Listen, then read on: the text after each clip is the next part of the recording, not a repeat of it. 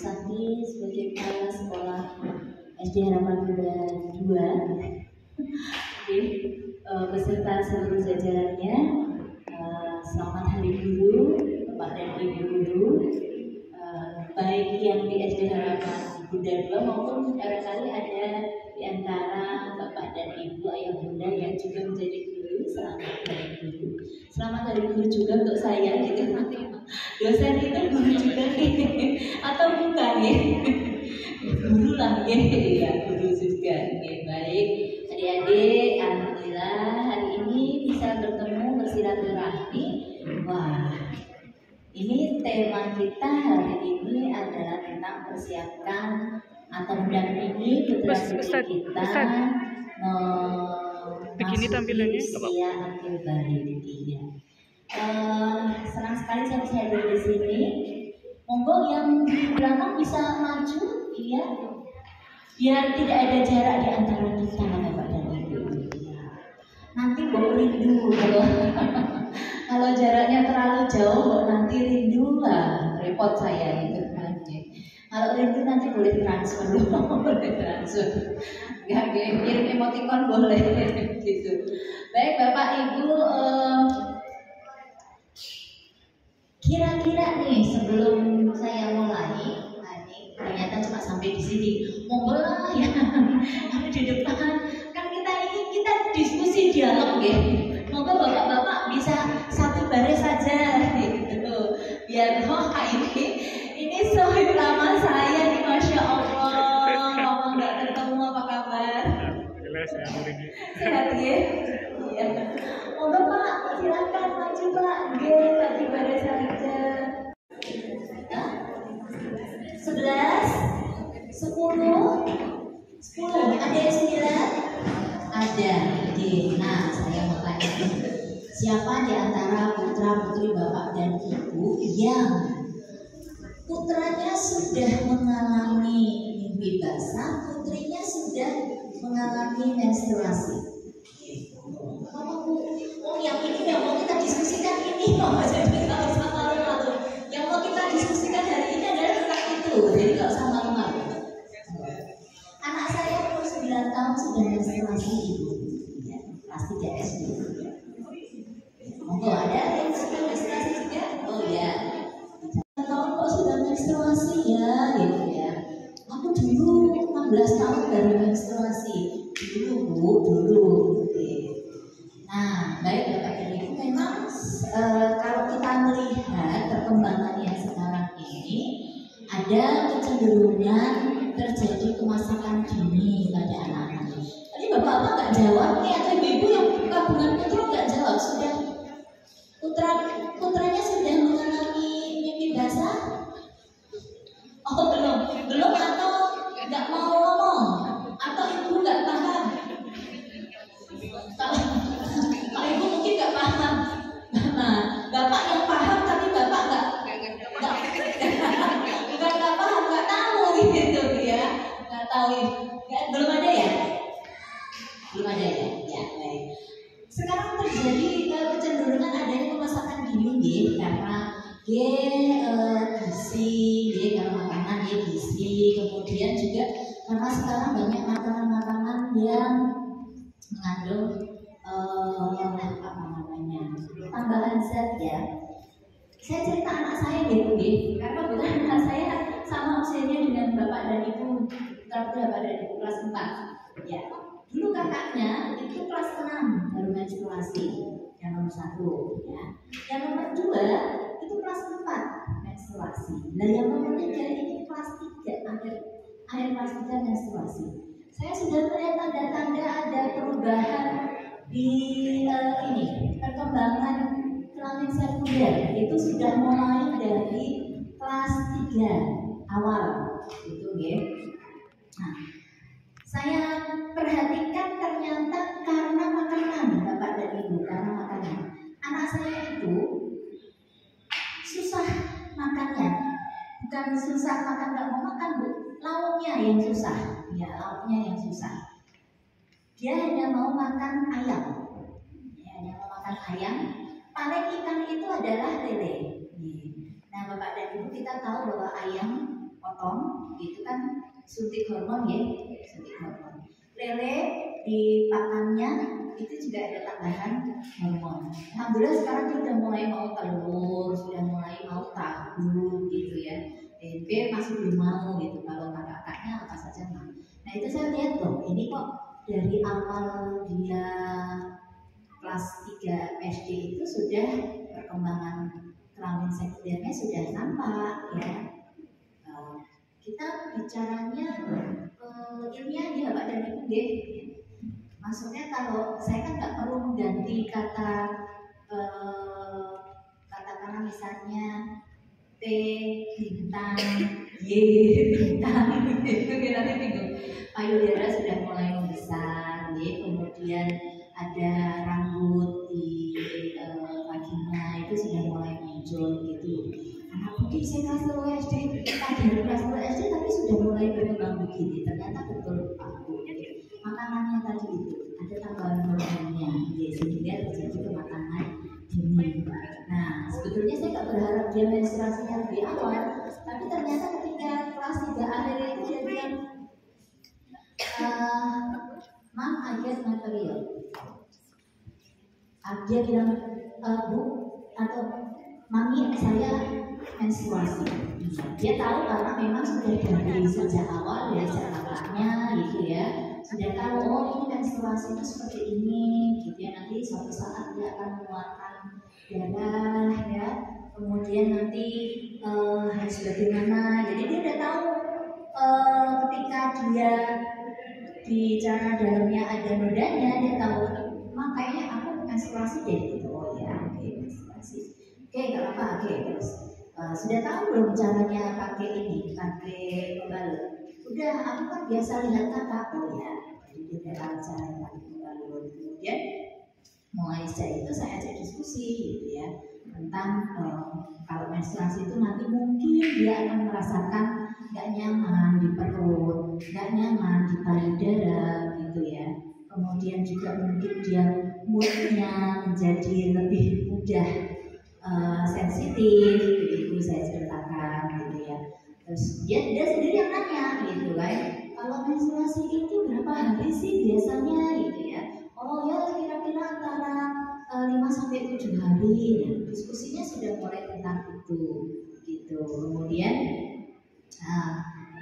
ya awalnya cerita kalau di sekolah dia bilang sama gurunya, kan waktu sholat ya dia nggak sholat sehingga ditanya gurunya, terus dia bilang saya menstruasi gitu. Gurunya juga mungkin agak kaget ya karena dia baru kelas 3 akhir gitu, tapi ya tidak apa-apa gitu. Nah ini sebagai awalan Bapak dan Ibu ya, tapi ini kebetulan putra putri Bapak dan Ibu belum ada yang menstruasi dan belum bebas sampai.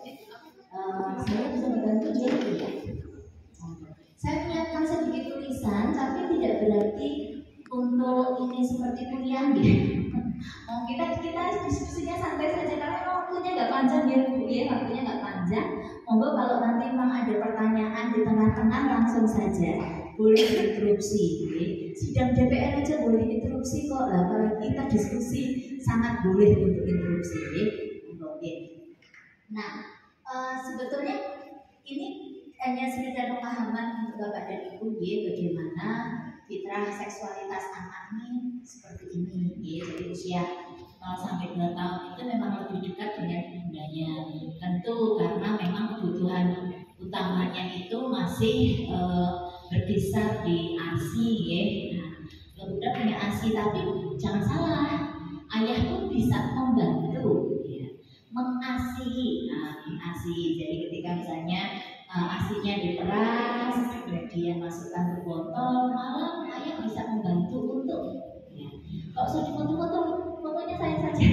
Nanti saya share mas. Nanti saya share deh ininya, bisa di share ininya. Kan fotonya saya aja deh. Makin tua makin narsis loh. Dulu enggak loh, sekarang kok gitu. Dulu enggak punya kamera, sekarang kameranya baru bagus. Ya. Kemudian 3-6 tahun itu sudah mulai dekat dengan ayahnya. Nah, ayah mungkin para ayah nanti disampaikan juga kepada ibu yang hari ini ayahnya nggak hadir. Kalau anak 3-6 tahun itu memang dia harus lebih dekat dengan juga orang tuanya, tidak hanya ibu tapi juga ayahnya. Ya. Kemudian 7 sampai 10 tahun, nah dekatkan anak sesuai dengan jenis kelaminnya. Anak perempuan dekatkan dengan anak perempuan, ajak banyak main dengan temannya perempuan. Anak laki-laki itu dengan perempuan, kemudian anak laki-laki dengan anak laki-laki, kemudian anak perempuan itu dengan bundanya, anak laki-laki itu dengan ayahnya, gitu ya. Meskipun ya kedua-dua orang tua harus juga dekat dengan anak-anak. Ya. Kemudian 10 sampai 14 tahun ada usia pra-akil balik. Ya. Nanti kalau saat ini maka harus lebih banyak dialognya antar gender, ya. lintas gender. Jadi nanti setelah menstruasi atau ya anak perempuan itu harus lebih banyak diskusi dengan ayah. Ya. Kenapa? Karena saat ini anak perempuan ini nanti akan sudah mulai timbul rasa tertarik pada anak laki-laki. Mungkin juga anak laki-laki mungkin sudah mulai ada perasaan tertarik pada anak perempuan. Ya. Nah, terutama anak perempuan ini harus banyak diskusi dengan ayah, karena nanti bapak dan ibu, bapak-bapak ini menjadi figur laki-laki pertama loh untuk anak-anak perempuannya. Okay. Dan kemungkinan besar nanti laki-laki yang dipilih untuk menjadi suaminya itu mirip-mirip ayahnya. Okay. Ya karena memang pertama kali kan informasi tentang laki-laki itu dari ayah, gitu ya. Maka dengan banyak diskusi antara anak perempuan dengan laki-laki, bapak bisa memberikan masukan ke anak perempuannya.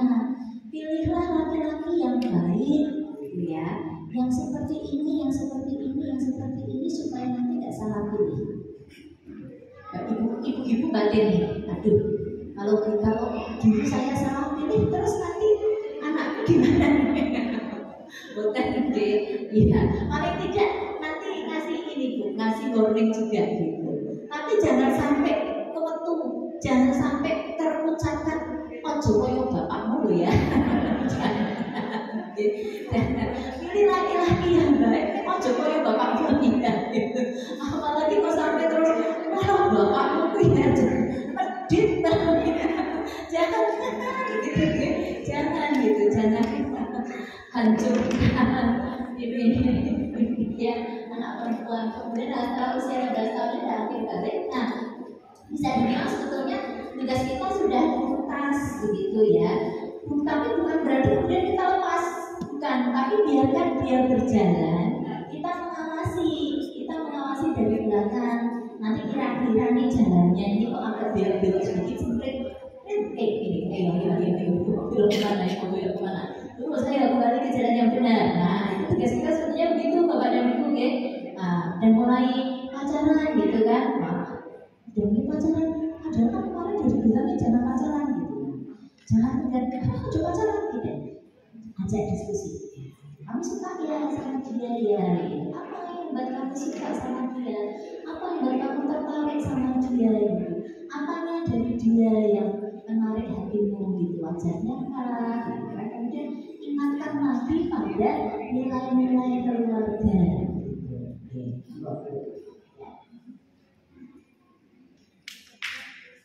Nah, jadi pada masa pubertas, kalau dalam istilah psikologi atau akil balik nanti akan terjadi perubahan baik pada fisik maupun juga pada emosi ya. Kalau perubahan fisik tadi munculnya tanda-tanda kelamin sekunder gitu, yang muncul rambut di mana-mana gitu ya. Kemudian juga kalau untuk anak perempuan payudara mulai membesar ya. Kemudian pada anak laki-laki ini suara mulai berubah ya, menjadi lebih besar, lebih dalam ya. Kalau mungkin sebelumnya agak cempreng sedikit, dan sekarang sudah mulai lebih besar, lebih manly ya. Bahasa generasi Z itu lebih manly gitu. Suaranya yang manly itu seperti apa sih ya? Nanti dicoba yang manly itu ya seperti apa ya? Lalu atau yang seperti apa? lebih kemudian kulit menjadi lebih terlihat kasar, ya, nggak halus lagi, ya, lemak-lemak bayi mulai hilang, ya. Nah ini pada perubahan fisiknya seperti itu, ya. Kemudian yang perempuan akan mengalami tadi menstruasi, yang laki-laki mengalami mimpi basah. Ya. Kemudian, nah perubahan emosinya, pemikirannya lebih matang, lebih sensitif, lebih peka pada keadaan sekitar, gitu ya. Kemudian juga mulai mempunyai rasa malu dan tertarik pada yang lawan jenis, gitu. Silahkan. Nah, sebetulnya Bapak dan Ibu, yang namanya akil balik itu adalah terjadinya kematangan atau kemasakan baik pada akilnya, pada akalnya maupun pada baliknya, fisiknya. Ya, jadi matangnya harus baik, ya, antara fisik tadi, perkembangan fisik dan juga perkembangan otaknya, akalnya, atau matang psikologisnya itu harus seimbang. Nah, karena terjadi tadi fenomena kematangan dini, ya, fenomena kematangan dini, maka tadi misalnya anak saya umur 9 tahun, tapi secara fisik dia sudah balik karena sudah menstruasi, tapi secara psikologis masih belum matang, gitu ya, masih belum matang. Jadi pemikirannya kadang masih egois, ya, kemudian emosinya itu masih sensitif, mudah berubah, gitu ya, mudah mutung, gitu kan. Kemudian juga kemampuannya untuk misalnya mengatasi masalah itu masih belum mencapai apa yang sebetulnya diharapkan, ya. Karena kan secara psikologis itu mestinya usia 15 tahun atau 13-16 tahun, ya. Tapi sekarang ternyata 9 tahun, 10 tahun sudah, gitu ya. Nah, karenanya sebagai orang tua kita harus memperhatikan kematangan psikologisnya. Bukan punya saya fisiknya sudah matang, maka harus dituntut juga kematangan psikologisnya itu harus juga dikejar, gitu ya, harus juga dikejar. Karena nanti kalau enggak bahaya, Pak Bu, ya. Bahayanya kenapa? Misalnya ya, secara fisik karena sudah menstruasi, kemudian secara fisik karena laki-laki sudah menghasilkan sperma, maka ya kalau terjadi pertemuan antara sperma dengan sel telur, maka terjadi pembuahan, akan terjadi kehamilan pada perempuan, gitu kan. Tapi tadi kematangan psikologisnya belum, ya, kematangan psikologisnya belum, sehingga ini harus menjadi perhatian kita sebagai orang tua. Karena tadi itu fisiknya sudah matang, psikologisnya yang harus segera kita dorong, ya, supaya mengikuti perkembangan fisiknya, gitu. Nah, jadi kalau ini nggak seimbang, bahayanya adalah jadi galau, mudah galau, ya. Kemudian juga kalau ada masalah sulit untuk menyelesaikan atau belum mampu untuk menyelesaikan, ya.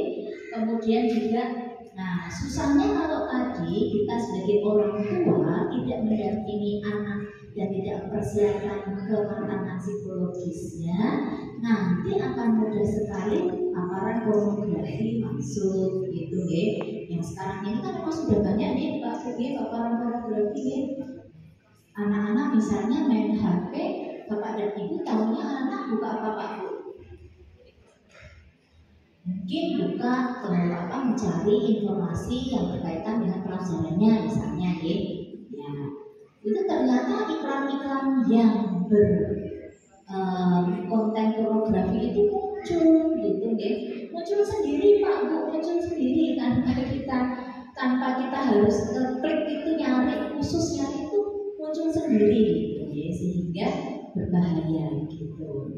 Kemudian juga, nah, seks bebas, gitu ya. Sekarang kalau Bapak dan Ibu nanti di media sosial, ya, ada kemarin yang anak usia berapa itu baru belasan tahun menikah, ya.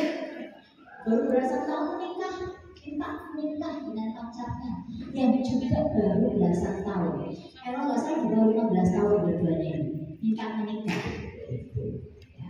Kenapa ya? Karena tadi takut kalau pacarnya diambil orang lain, nah supaya tidak diambil orang lain menikah saja, ya kan belum secara pemikiran kan belum paham ya, kematangan emosinya belum paham. Banyak juga anak-anak kita, baik laki-laki maupun perempuan yang menjadi korban pelecehan seksual karena tidak tahu tadi problem orientednya itu masih belum matang, sehingga ketika diajakin, dibujukin mau saja gitu.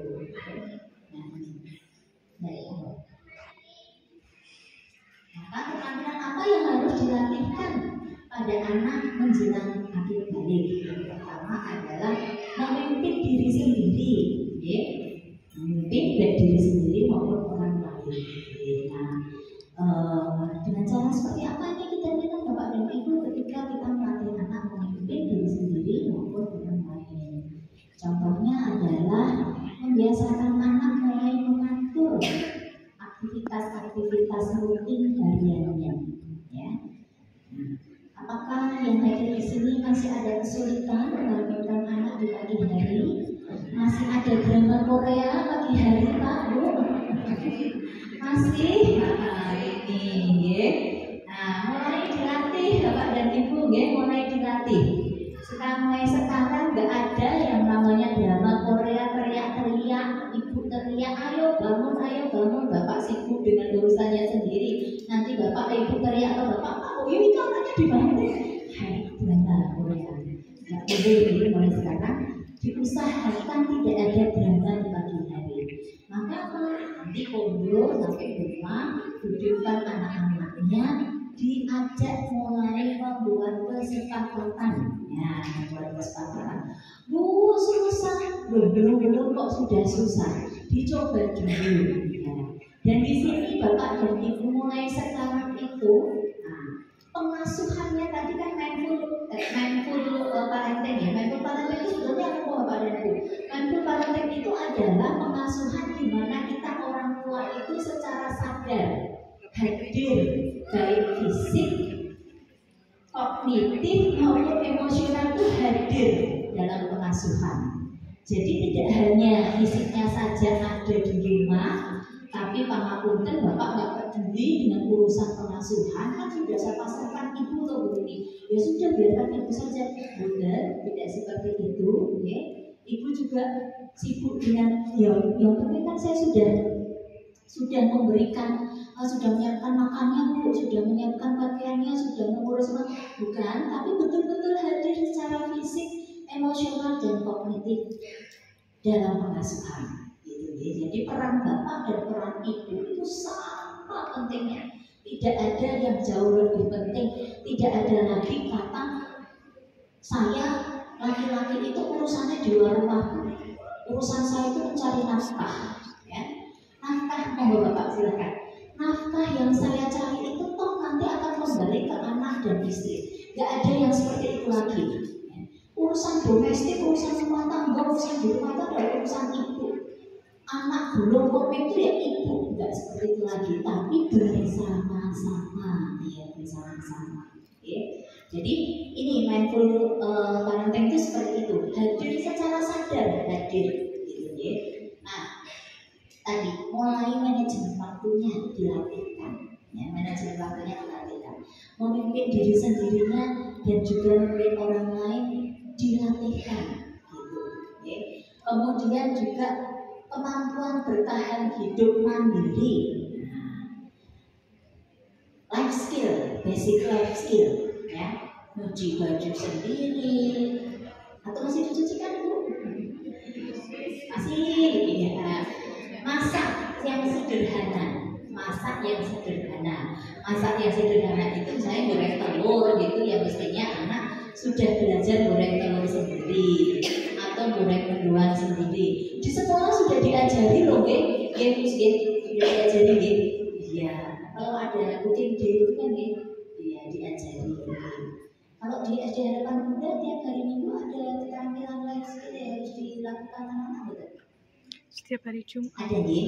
Iya ada. Di sekolah anak saya itu ada hari Minggu terus. life skill ibu ini membuatkan minum ayah atau ibunya, difoto kirimkan ke wali kelas.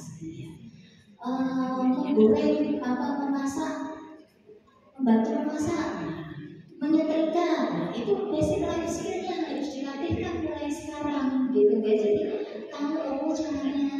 Atau kalau tidak, ketika misalnya orang tua tidak di rumah, anak sudah tidak repot dengan misalnya makan nanti untuk orang tua gitu.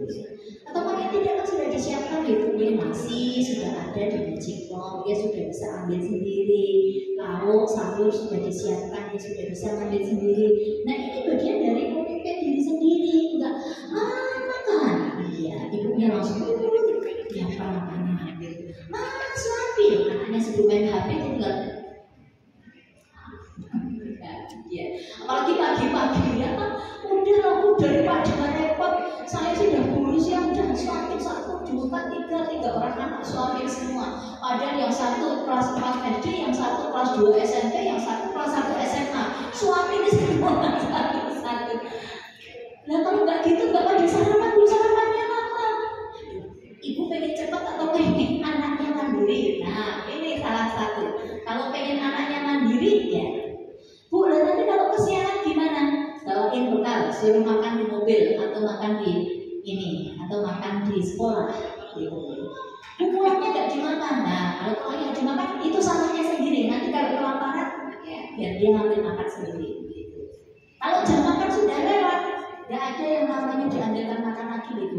Jam makan ya jam makan, anak harus makan. Kalau jam makan lewat dia nggak makan ya sudah.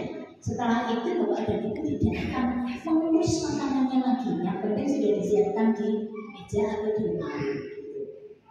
Gitu. Ya, kemudian bepergian dengan aman, ya mampu bepergian dengan aman. Ya diajarkan bapak dan ibu misalnya beli sendiri di warung, membayar belanjaannya, gitu ya. Ya meskipun kita sadar mengawasi dari belakang, nanti kasihkan uangnya kamu beli apa, kamu yang bilang sendiri, kamu yang bayar sendiri. Kita masih mengawasi dari belakang tidak apa-apa. Gitu. Kemudian, nah ini mencari nafkah dan merawat makhluk hidup. Loh Bu, ini kalau mencari nafkah kan masih kecil Bu pasien. Nah caranya begini Bapak dan Ibu. Misalnya, ketika dia biasanya uang saku berapa Pak? Gak dikasih uang saku ya? Gak dikasih uang saku, kalau di rumah tuh kayak di sekolah sudah makan dulu, jadi sudah ada makanan, jadi nggak perlu uang saku. Baik. Nah, kalau anak minta uang saku, ya, biarkan dia mengerjakan sesuatu dulu, baru setelah itu diberikan uang saku. Ini caranya melatih mencari nafkah. Jadi kalau dia pengen sesuatu, biarkan dia melakukan sesuatu dulu. Pengen sepatu, biarkan dia melakukan sesuatu dulu. Misalnya apa? Kira-kira Bapak dan Ibu harga sepatu berapa? 200. Sepatu berapa? 200. 500 ribu 1 juta. 1 juta. Lebih mahalin 1 juta. Jangan masih SD 1 juta sepatunya gitu kan. 200 ribu, oke. 200 ribu itu kira-kira setara dengan pekerjaan rumah apa? Berapa lama? Nah, Berapa lama? misalnya 1 hari. membantu mencuci piring. Membantu sekali membantu mencuci piring harganya 25.000. Nah, berarti berapa kali harus cuci piring? Bantu cuci piring berapa kali? Berapa kali Bu? 10 kali. 8 kali. Begitu caranya Pak Bu, gitu ya. Jadi kita mindful parenting itu kita secara sadar hadir dalam pengasuhan sesuai dengan kebutuhan anak, bukan sesuai dengan keinginan anak, gitu, oke? Kebutuhan anak apa? Sepatu, kita lihat dulu dong, gitu kan?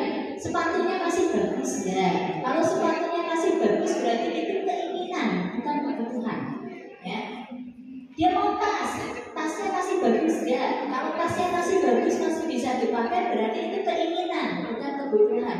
Kalau keinginan tolak, kalau kebutuhan baru dibelikan. Dia pengen HP, sudah butuh atau baru ingin Pak? Kalau HP butuh atau ingin? Ya, dibelikan atau enggak Pak?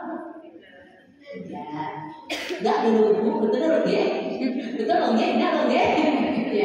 Enggak. Tapi kalau sudah SMP, HP kebutuhan atau keinginan? Kebutuhan. Jadi kita tahu gitu kan. Anak saya juga gitu. Saat ini dia pakai HP saya yang lama gitu. Nah, bola-balik HP-nya rusak, gitu ya. Bola-balik HP-nya rusak, sehingga bola-balik harus dibawa ke counter untuk diperbaiki. Nanti ya nak, kalau ibu sudah punya uang, belikan. Nggak usah. Aku kan masih SD. Nanti kalau aku sudah SMP baru dibelikan HP-ku sendiri. Dia tahu begitu. Nanti kalau SMP dia boleh punya HP atas namanya sendiri. Kalau sekarang itu HP saya yang saya pinjamkan, gitu. Sehingga semua akunnya harus melalui saya. Kalau dia mau akses game, dia harus akses melalui akun saya, gitu. Saya tanya dulu, ini game apa? Ada ini enggak? Ada unsur pornografinya enggak? Dia tahu pornografi itu apa tuh? Pornografi itu ya ada ininya, ada itunya, ada ininya, ada itunya. Oh ya, enggak beda. Ada ini enggak? Ada kekerasannya enggak? Kekerasan itu Cuma apa? dosa. Darah-darah yang berkelahi, yang pakai kata-kata kasar, gitu. Oh, enggak kok, ya udah boleh, gitu ya. Sehingga kemudian saya downloadkan, gitu. Pakai akun saya, ya. Kemudian merawat, tadi ya mencari nafkahnya dalam bentuk itu, gitu. Tapi kalau misalnya nih bapak dan ibu punya usaha di rumah, anak boleh membantu, ya. Misalnya apa usahanya? Toko misalnya, ya. Nanti anak boleh membantu misalnya memasukkan yang kira-kira katakan misalnya kalau gula itu kan ditimbangin setengah kiloan misalnya ya. Nah anak boleh membantu di situ gitu. Saya ingat benar bapak dan ibu dulu itu ibu saya jualan es lilin ya. Jadi kalau siang itu yang bungkusin es lilin itu untuk dijual paginya gitu. Nah kalau bungkusin es lilin itu nggak digaji dulu, itu nggak diupahi gitu ya. Tapi nah tetangga saya itu dia pengepul kacang tanah. Jadi dia beli kacang tanah yang sudah kering kemudian dikupasin. Nah dikupasin. Lah ketika kupas itu ikutan saya ikutan. Kalau istilahnya dulu itu pukul kacang gitu ya, karena kan dipukul pakai batu ya, pakai kayu itu terbuka baru dikupasin gitu kan. Saya dikasih upah berapa bu? Rp5. Wah senangnya luar biasa itu. Bapak ibu saya nggak melarang gitu, meskipun sebetulnya Rp5 ya bisa lah gitu ya, nggak melarang gitu karena memang itu jadi salah satu cara bagaimana nanti nyari uang itu susah gitu ya, nyari uang itu susah. Anak perlu tahu sehingga nggak dikit-dikit minta beliin ini, kalau nggak dibeliin ngamuk, gulung gitu ya, nangis. Nah ini kadang-kadang bawalah anak ke tempat kerja kita, sehingga tahu itu pekerjaan bapakmu itu seperti ini, pekerjaan ibumu itu seperti ini, gitu ya. Sehingga anak nanti dari uang susah, kemudian menghargai bapak dan ibunya. Bapak dan ibu itu sudah bekerja dengan susah payah, gitu ya, untuk kebutuhan kita, sehingga bisa menghargai bapak dan ibu. Merawat makhluk hidup itu dalam rangka tadi Pak Bu menumbuhkan rasa kasih sayang, terutama untuk anak perempuan, karena nanti suatu saat anak perempuan ini akan hamil dan melahirkan, sehingga nanti harus rasa kasih sayang itu sudah tumbuh dari dalam dirinya, gitu. Dan tidak mudah untuk dipengaruhi nanti childless, child free gitu, nggak mudah dipengaruhi oleh itu. Jadi sejak awal nanti disadarkan bahwa memang sebagai seorang perempuan itu nanti kamu akan hamil, melahirkan, punya anak, mengasih sayangi anak, nah itu sudah harus ditumbuhkan dari sekarang. Kemudian anak dilatih untuk mampu fokus pada solusi, ya, bukan pada masalah, pada solusi, bukan pada masalah. Jadi kalau ada masalah, ya, biasanya kalau ada masalah, caranya kita mengatasi masalah kan ada dua nih Bapak dan Ibu. Yang pertama nih, kita fokus pada solusi masalahnya apa, kita cari penyebab masalahnya apa, kemudian alternatif solusinya apa, ya. Kemudian baru resiko-resiko yang muncul dari solusi-solusi setelah itu kita ajarkan untuk memilih salah satu yang risikonya paling mudah.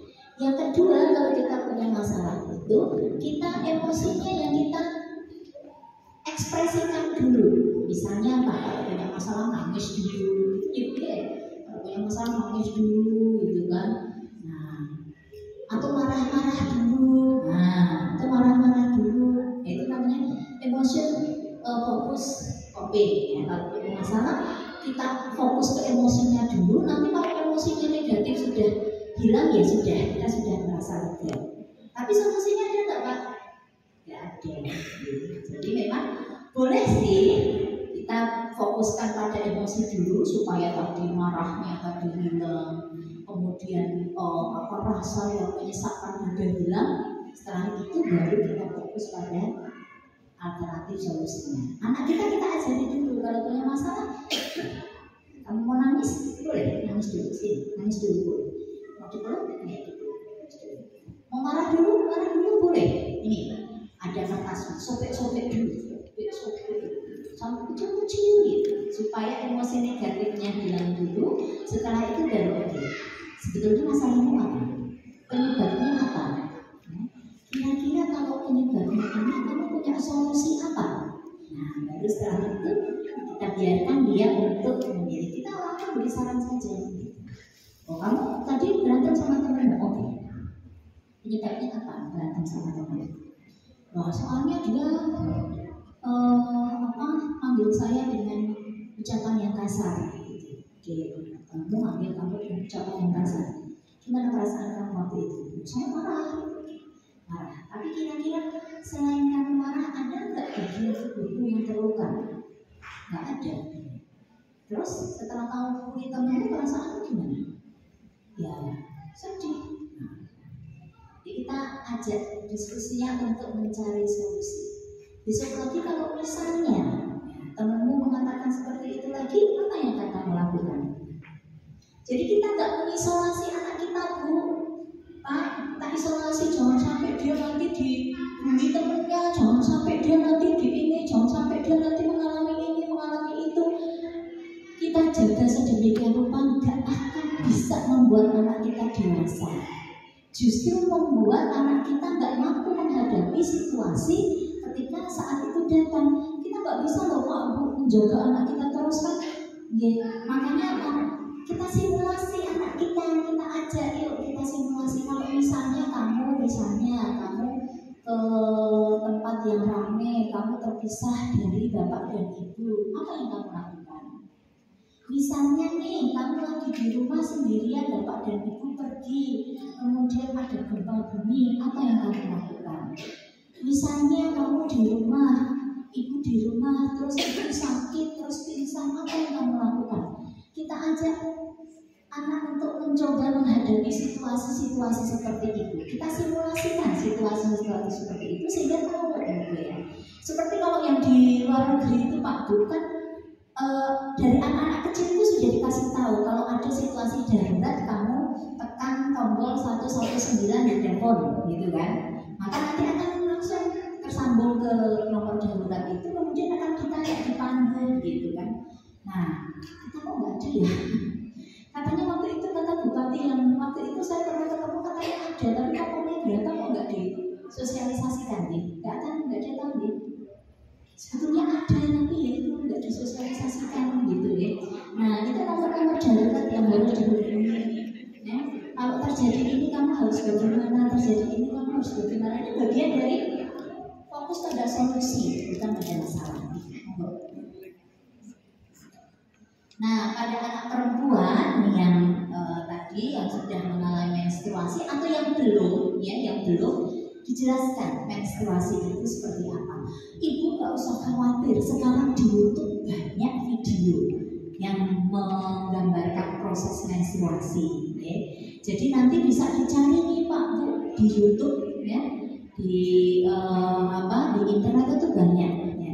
Justru Bapak dan Ibu yang harus menjelaskan supaya nanti apa yang disampaikan, informasi yang sampai ke anak adalah informasi dari sumber yang bertanggung jawab, yaitu siapa? Orang tua. Kalau orang tua tidak mampu, bagaimana? Nah ini sekolah nanti yang harus menyampaikan atau bersama-sama sekolah dan orang tua gitu ya.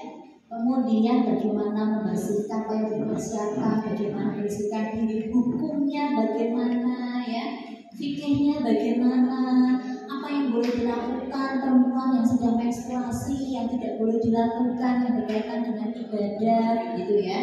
Kemudian caranya membersihkan bagaimana ya. Anak saya kalau di menstruasi mereka sudah siap lupa. Jadi kalau pagi itu selain menggunakan sendiri, mereka juga menyiapkan untuk buat ganti di sekolah. Jadi menyiapkan juga buat ganti di sekolah. Karena kan sekolahnya sampai siang ya. Nah, jadi istirahat siang itu mereka ganti di sekolah, sudah siap ya. Kemudian tanggung jawab yang mengikuti. Nah, ini yang penting, tanggung jawab yang mengikuti. Berarti apa? Berarti tadi terkait dengan harus menutup aurat ya. Tidak memperbolehkan siapapun untuk melihat, memegang, menyentuh, melakukan apapun pada auratnya gitu ya. Kecuali dengan alasan kesehatan oleh dokter yang didampingi oleh ibu, ya. Termasuk bapak nggak boleh melihat, nggak boleh menyentuh ya.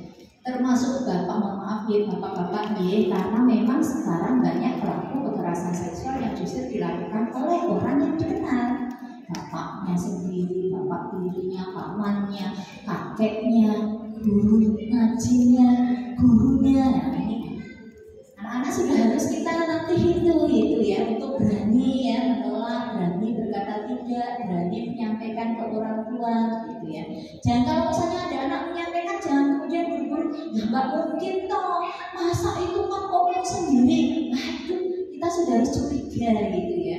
Curiga itu penting gitu ya. Nanti kalau tidak terjadi ya kita minta maaf gitu ya. Tapi waspada loh, ya waspada dalam rangka waspada gitu ya. Jadi kalau ada yang misalnya anak sudah kelas 4 SD masih dipangku oleh omnya atau oleh kakeknya, itu sudah mulai harus diingatkan gitu ya. Kemudian perubahan bentuk tubuh, pakaian yang cocok, termasuk fikih berpakaiannya ya. Kemudian juga ada pergaulan dan resiko kehamilan. Sudah harus disampaikan Bu, harus disampaikan ya, harus disampaikan. Kita tidak pernah tahu Bu, di luar sana ada apa saja. Yang penting kita tadi sudah mencegah dengan cara ini. Kemudian kita doakan supaya anak kita selamat dari hal-hal yang seperti itu ya. Kriteria memilih pasangan agar sesuai dengan nilai-nilai yang kita pegang. Nah, ini. Nanti ya Dok, kalau kamu mau punya pacar, pilih ya. Jadi pilihlah aku. Pilih siapa? Nah, ini harus yang kriterianya gitu ya. Harus yang seiman ya Dok ya, yang sama-sama Islam ya. Nah, karena kalau generasi sekarang itu sudah mulai tidak peduli dan ya Allah, masya Allah, ada orang tuanya dan juga nggak peduli gitu ya, kalau anaknya itu menikah dengan yang tidak seagama itu yang nggak peduli gitu ya. Nah, ini nilai-nilai keluarga yang kita pegang ini harus kita ajarkan ya. Nah, kemudian mengajarkan tugas istri dan ibu secara bertahap. Nah, secara bertahap ibu sesuai dengan usianya gitu. Nah, pada anak laki-laki dijelaskan apa? Tanda-tanda pubertas secara fisik, termasuk terproduksinya sperma dan kemungkinan terjadinya ejakulasi di saat tidur. Ini yang menjelaskan siapa? Bapak, harus bapak ya. Karena ibu nggak pernah merasakan Bu. Pernah merasakan ibu nggak sama? Ya. Jadi harus bapak, wajib hukumnya. Bu, saya single parent, jadi gimana? Ya, cari yang bisa menjelaskan, bisa pamannya, bisa pakdinya. Gak ada semua Bu, gak ada semua ya. Guru di sekolah ini, yang di sekolah itu harus menjelaskan nih. Yang Ustadz menjelaskan tentang ini pada anak laki-laki, Ustadzah menjelaskan tentang yang tadi itu pada anak perempuan. Jangan ditukar ya, jangan ditukar ya. Iya, tidak boleh. Iya. Oke. Kemudian, nah, tumbuh Sebetulnya rambut sekunder tadi perubahan suara, ya, tanggung jawab yang mengikuti, ya. Kalau sudah seperti itu tanggung jawabnya apa? Nah, sebagai laki-laki kamu tuh harus bagaimana? Nah, gitu, ya. Perubahan fisik, cara merawat diri, berpakaian dan kebersihan, ya. Bersihannya juga harus ini, jangan pangunten ya bapak-bapak ya, pangunten ya. Kadang-kadang kan kalau lagi di perjalanan, ya, sudah kebelet langsung saja. Nah, bagaimana dengan bersucinya? Itu juga anak harus diajarkan. Ya, maka katakanlah misalnya harus selalu sedia air nak di tasmu atau di mobil gitu ya. Atau kalau misalnya nggak sedia air, nggak ada air, terus bagaimana?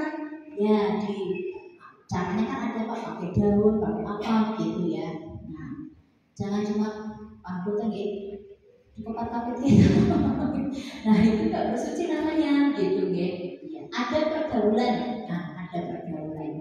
Mulai sekarang kalau bergaul dengan adiknya yang perempuan atau bergaul dengan adiknya yang kakaknya yang perempuan harus seperti apa, itu ada batasannya. Kriteria memilih pasangan. Nah, nanti kalau kamu memilih pasangan, carilah pasangan yang terus nanti disebut ya, enggak pak, nggak boleh boleh begitu. Di akhir nggak boleh begitu. Ya. Itu sudah jodohnya bapak dan ibu, sudah ditakdirkan, terima apa adanya dengan segala kekurangan dan kelebihannya. Kalau masih banyak kekurangannya, tanggung jawab suami untuk mendidik istrinya. Sudah dilakukan belum pak? Sudah dilakukan belum? Jangan menuntut istrinya seperti Khadijah atau seperti Fatimah gitu ya. Tapi lakukan dulu tugasnya, mendidik dulu. Didiklah istrimu seperti Fatimah, didiklah istrimu seperti Khadijah. Begitu. Jangan bosen. Wah, cari yang lain di luar, lebih bening, lebih glowing gitu. Boten ya. Kalau yang di sini saya percaya enggak? Yang di luar mulai mengajarkan tugas sebagai suami dan ayah secara bertahap. Maka tadi Pak, bagian dari tadi mengajarkan mencari nafkah gitu ya. Sudah mulai dilatih dari sekarang ya. Kalau ada peluang untuk anak berwirausaha, nggak apa-apa. Nah, jadi persiapannya adalah ada persiapan ideologis ya. Ideologis itu tadi dari fikihnya ya, kemudian bagaimana ibadahnya yang harus dilakukan gitu ya. Persiapan psikologisnya, kedekatan antara anak dan orang tua tadi hadir baik secara fisik, emosional maupun juga secara kognitif. Bu, saya kerja di luar kota, secara fisik saya berarti tidak bisa. Boleh Pak, di luar kota tidak apa-apa, tapi komunikasi harus diperbanyak gitu. Bu, terus paling nggak sempat, saya pulang sudah malam, anak sudah tidur. Kualitasnya yang ditingkatkan ketika Bapak mundur ke rumah. Bu, pulang ke rumah itu saya capek, saya pengen istirahat, nggak pengen ngapa-ngapain. Ya. Gimana caranya ya Pak ya? Apakah harus mencari bapak yang baru? Ya disempatkan sesempat-sempatnya lah, sebisa-bisanya gitu, karena itu bagian dari tanggung jawab gitu. Kalau bapak nggak melakukan itu berarti artinya bapak tidak bertanggung jawab. Kalau yang nggak hadir ini ibu yang batin, gimana caranya ya saya nanti ngomong ke suami saya. Nah ini, kemudian nih komunikasi, hubungan kehangatan, ya, waktu yang berkualitas, ini persiapan psikologisnya menurut. Persiapan sosialnya. Nah, persiapan sosialnya adalah menyiapkan hubungan anak saat di luar rumah dengan teman, dengan tetangga, dengan guru, dengan orang asing, ya, dengan lawan jenis. Ini ya. Persiapan kognitifnya, nah, dalam bersikap, ya, kemudian prinsip-prinsip yang harus dipegang oleh anak, ya. Caranya dengan cara diskusi, berpikir kritis, ya. Jadi ketika anak banyak tanya, jangan di stop Bu. Jadi jajar banget, ibu lagi masak, kumpul kabeh. Jadi gosok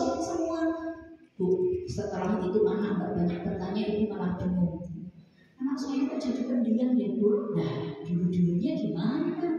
Dulu-dulunya tiap kali mau cerita nggak dikasih kesempatan. Giliran anaknya pulang sekolah langsung tutup pintu, kunci kamar, ibunya yang bingung gitu. Iya. Monggo next. Nah ya, Bapak Ibu, para orang tuanya menyadari kalau pendidikan untuk anak itu dimulai dari keluarga. Kemudian juga, nah didik anak sesuai zamannya. Zaman sekarang seperti apa? Nah, rambu-rambu apa yang harus kita berikan kepada anak? Yang boleh, yang tidak boleh, yang benar, yang salah, yang baik, yang buruk, itu harus selalu kita tekankan. Simulasikan.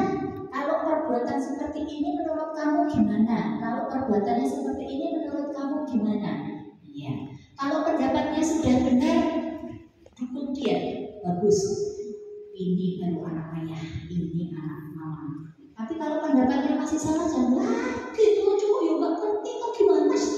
Udah diajarin bolak-balik kok nggak ngerti.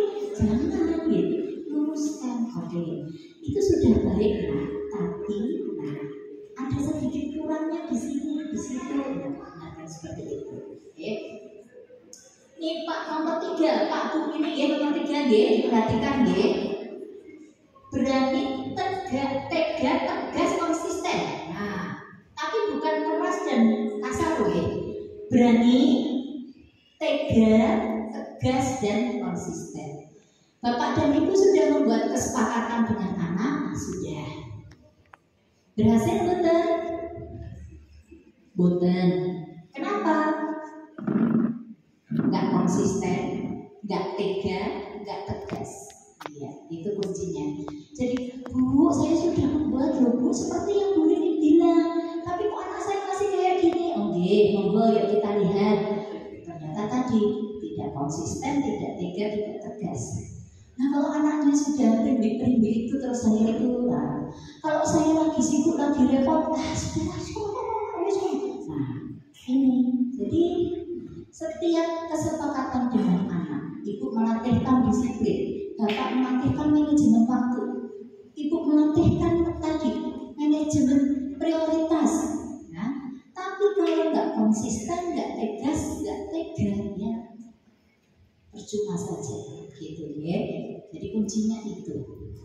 Berarti saya harus mulai sekarang harus galak, bukan galak Bu, bukan galak, ya. Tegas. Bedanya kan tipis Bu. Tegas dengan galak itu bedanya tipis. Tapi manfaatnya wah sangat luar biasa yang tegasnya tadi ya. Nah ini sebetulnya sejak anak usia 7 tahun sudah diajari untuk bertanggung jawab ya, atas perbuatannya sendiri. Misalnya memecahkan gelas, ya dia yang membersihkan, ya dibantu ibu, ya dibantu, bukan dia yang dia sama-sama nanti udah malah kena tangannya malah repot kan. Berpikir sendiri, memecahkan masalah sendiri, belajar mengambil keputusan, memikul resiko. Nah, memikul resiko ini yang penting. Ya. Kemudian, nah, dukung anak untuk belajar berorganisasi, ya, atau kegiatan positif lain, ya. Kemudian, nah, untuk anak laki-laki tadi, nah, yang ini Bapak Ibu penting ya, hadirkan kembali peran ayah dalam pengasuhan, ya. Ini saya mengapresiasi sekali bapak-bapak yang hadir hari ini, luar biasa sekali. Tepuk tangan dong Bu, buat bapak-bapak yang hadir. Iya. Soalnya jarang sekali bapak-bapak hadir dalam acara parenting, dalam acara pengajian yang membahas tentang rumah tangga itu juga biasanya ibu-ibu, bapak-bapak jarang sekali hadir. Saya nggak tahu kalau pengajiannya bapak-bapak dibahas tentang masalah rumah tangga enggak? Dibahas ya Mas? Enggak ya? Betul ya Pak? Nanti sampaikan ke kiainya, ke ustadznya, bahas gimana sih caranya jadi suami yang baik. Jangan nuntut istri jadi baik terus gitu. Padahal ya istri itu cuma pengen didengar ya. Kita boleh, enggak cuma pengen didengar. Tapi banyak suami yang nggak mau dengerin istri tapi dengerin istri orang lain. Istrinya curhat nggak didengerin, tapi teman kantornya curhat didengerin. Nah, kan? Betul ya? Betul, ya. Nah,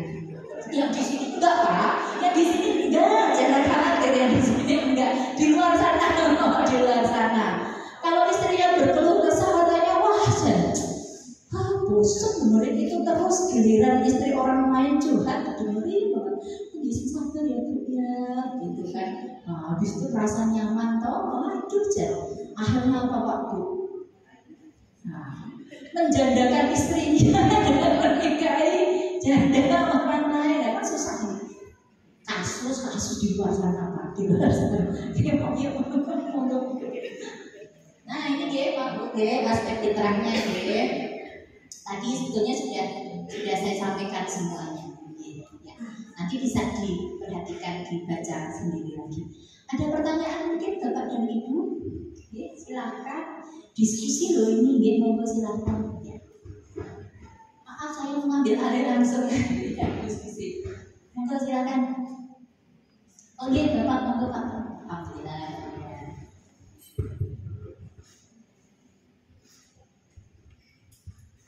Terima kasih. Assalamualaikum warahmatullahi wabarakatuh. Waalaikumsalam warahmatullahi wabarakatuh. Pertanyaan saya begini. Kebetulan kan anak kami itu kelas 4, kelas 4 sama kelas 2. Kelas 5 sama kelas. Nah, bagaimana sih sebetulnya cara membangun kedekatan ya? Karena kebetulan saya sendiri itu domisili itu di Jakarta. Karena kebetulan saya juga kerja di Jakarta.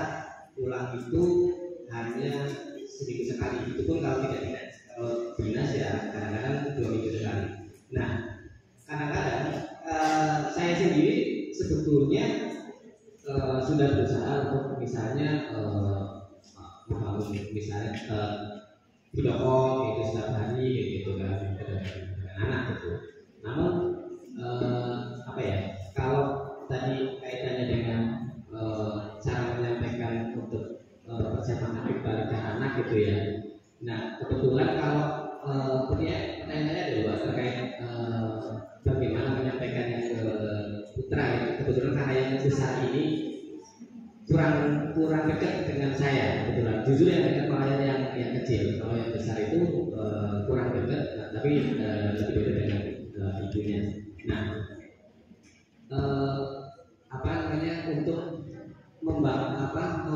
menyampaikan ke yang besar ini sebetulnya agak kesulitan bagi saya karena yang besar ini kurang terbuka dengan saya itu kurang terbuka. Jadi apa ya, kalau untuk hal yang berkaitan mungkin dengan dengan temannya jenis seperti itu kurang terbuka dengan saya. Jadi saya terus agak kesulitan bagaimana caranya untuk membangun kedekatan. Jadi kalau misalnya anak saya curhat pun itu bukan kaitannya dengan yang kedekatan dengan teman atau apa. Justru kebetulan kan kalau handphone itu anak-anak itu saya kunci itu. Jadi kalau anak-anak telepon ke saya berharapnya ya bisa membangun kedekatan dengan telepon yang lama gitu ya dengan anak. Tapi biasanya kalau anak-anak telepon itu justru hanya untuk minta dibukakan HP-nya saja karena dikunci sama saya gitu. Nah itu untuk membangun bagaimana kedekatannya dengan anak itu yang memang karena lebih dekat dengan kagumnya ya, kalau di rumah lebih dekat dengan kagumnya, dan itu yang kesulitan bagi saya. Itu yang pertama. Kalau yang kedua itu untuk menumbuhkan rasa malu dari anak itu bagaimana. Jadi kayak misalnya nih untuk mandi harusnya kan sudah bisa mandi sendiri gitu ya, tapi sampai sekarang pun masih tetap dimandikan gitu. Jadi nggak mau mandi sendiri. Kalau saya paksakan untuk mandi sendiri itu bakal lama banget gitu. Apakah itu tetap saya biarkan tiga atau bagaimana gitu ya. Dan rasa malunya itu justru lebih ke yang kecil yang masih kelas 2 SD itu. Maka kalau misalnya keluar dari kamar mandi itu nyambung gitu, nggak mau dilihat awatnya gitu, nggak mau dilihat sama sekali, apalagi sama kakaknya gitu ya. Tapi kalau yang besar itu benar-benar dalam tanda kutip nggak malu gitu. Jadi keluar telanjang gitu dari kamar mandi ke kamar gitu malah nggak itu ya. Jadi bagaimana cara menentukan itu. Dan untuk perbedaan tadi kan disampaikan dari Bu ini ya, kalau tadi tanda-tandanya itu keluarnya lagi sengger gitu ya. Nah itu apakah urutannya itu interview basah itu apakah ditandai dengan keluar dulu baru nanti bakal jadi basah atau memang kita bisa menjelaskan sebelum jauh seperti itu bisa dijelaskan dulu. Sementara itu dulu keluar dulu. Waalaikumsalam warahmatullahi wabarakatuh. Bapak, jadi problemnya bapak-bapak itu biasanya ini, ya, kedekatan dengan anak kurang karena memang aktivitas bapak lebih banyak di luar rumah daripada di rumah. Ya. Nah, terutama kalau bapak yang kerja di luar kota gitu. Sekarang berarti bapak yang harus mulai lebih dahulu, bapak. Ya, bapak harus mulai lebih dahulu. Sebelum membukakan kunci HP misalnya, tanya-tanya dulu Pak, gimana kabarnya, gitu kan. Ada hal menarik apa selama Bapak di Jakarta? Cerita dong, Bapak pengen tahu. Atau Bapak jujur cerita sendiri dulu itu. Oh ya sebentar ya. Tahu nggak kemarin Bapak itu ketemu sama apa? Misalnya cerita dulu gitu. Baru setelah itu dibukakan HP-nya. Itu Bapak kuncinya. Kemudian juga ketika Bapak mundur, upayakan untuk meluangkan waktu dengan anak. 5 menit dulu boleh. Nanti kalau 5 menit anak sudah nyaman dengan bapak sudah nyaman dengan anak, tambah lagi 10 menit ya. Mungkin minggu ini 5 menit dulu bapak ngajak dia untuk beraktivitas bersama. Misalnya apa aktivitas bersama yang bisa dilakukan? Jogging pagi misalnya, jalan-jalan pagi misalnya, atau misalnya bersihkan. Kayak kalau kita kencan pertama dengan pacar dulu itu kan mulai dari cuaca, makanan, itu sampai ke ada cicak di dinding. dia merayap, datang seekornya aku ditangkap. Gitu nggak dulu Pak waktu kencan sama ibu enggak ya Pak? Nggak lagu cicak ya lagu apa?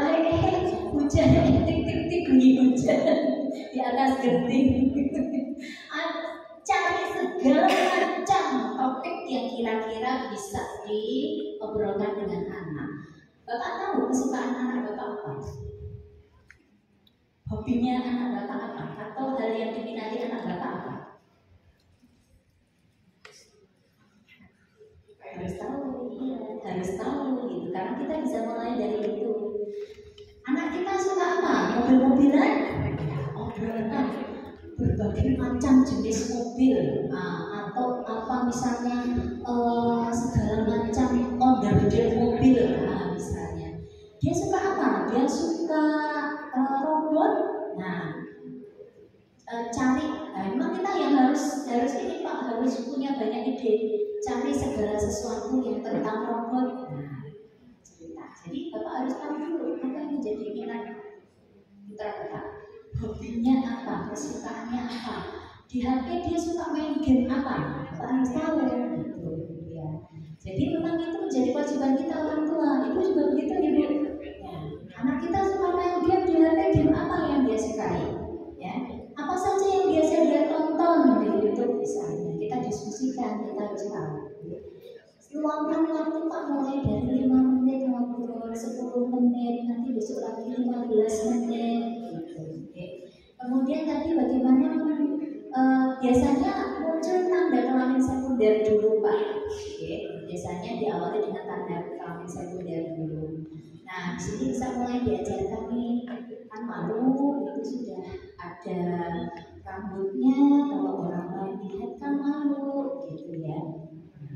Kemudian biar kan tadi mandiri. Nah, itu kalau nggak dimandiin, dia mandinya lama. Berapa lama? Kita hitung dulu berapa lama. Dia biasanya mandinya berapa lama? 30 menit? Oke, 30 menit. Biarkan dia mandi lama, tapi dia mandi sendiri. Ya, dia mandi sendiri. Gitu Pak. Lebih baik dia mandi sendiri lama daripada dimandikan. Gitu. Kalau pagi gimana? Nah, kalau pagi berarti jam berapa dia harus berangkat sekolah? Jam berapa dia harus sudah bersiap? Malam anak-anak harus dipaksa. Bapak Ibu awalnya harus dipaksa ya. Karena sudah terlanjur ya, jadi awalnya harus dipaksa. Malam sudah harus disiapkan baju seragam yang dipakai untuk besok.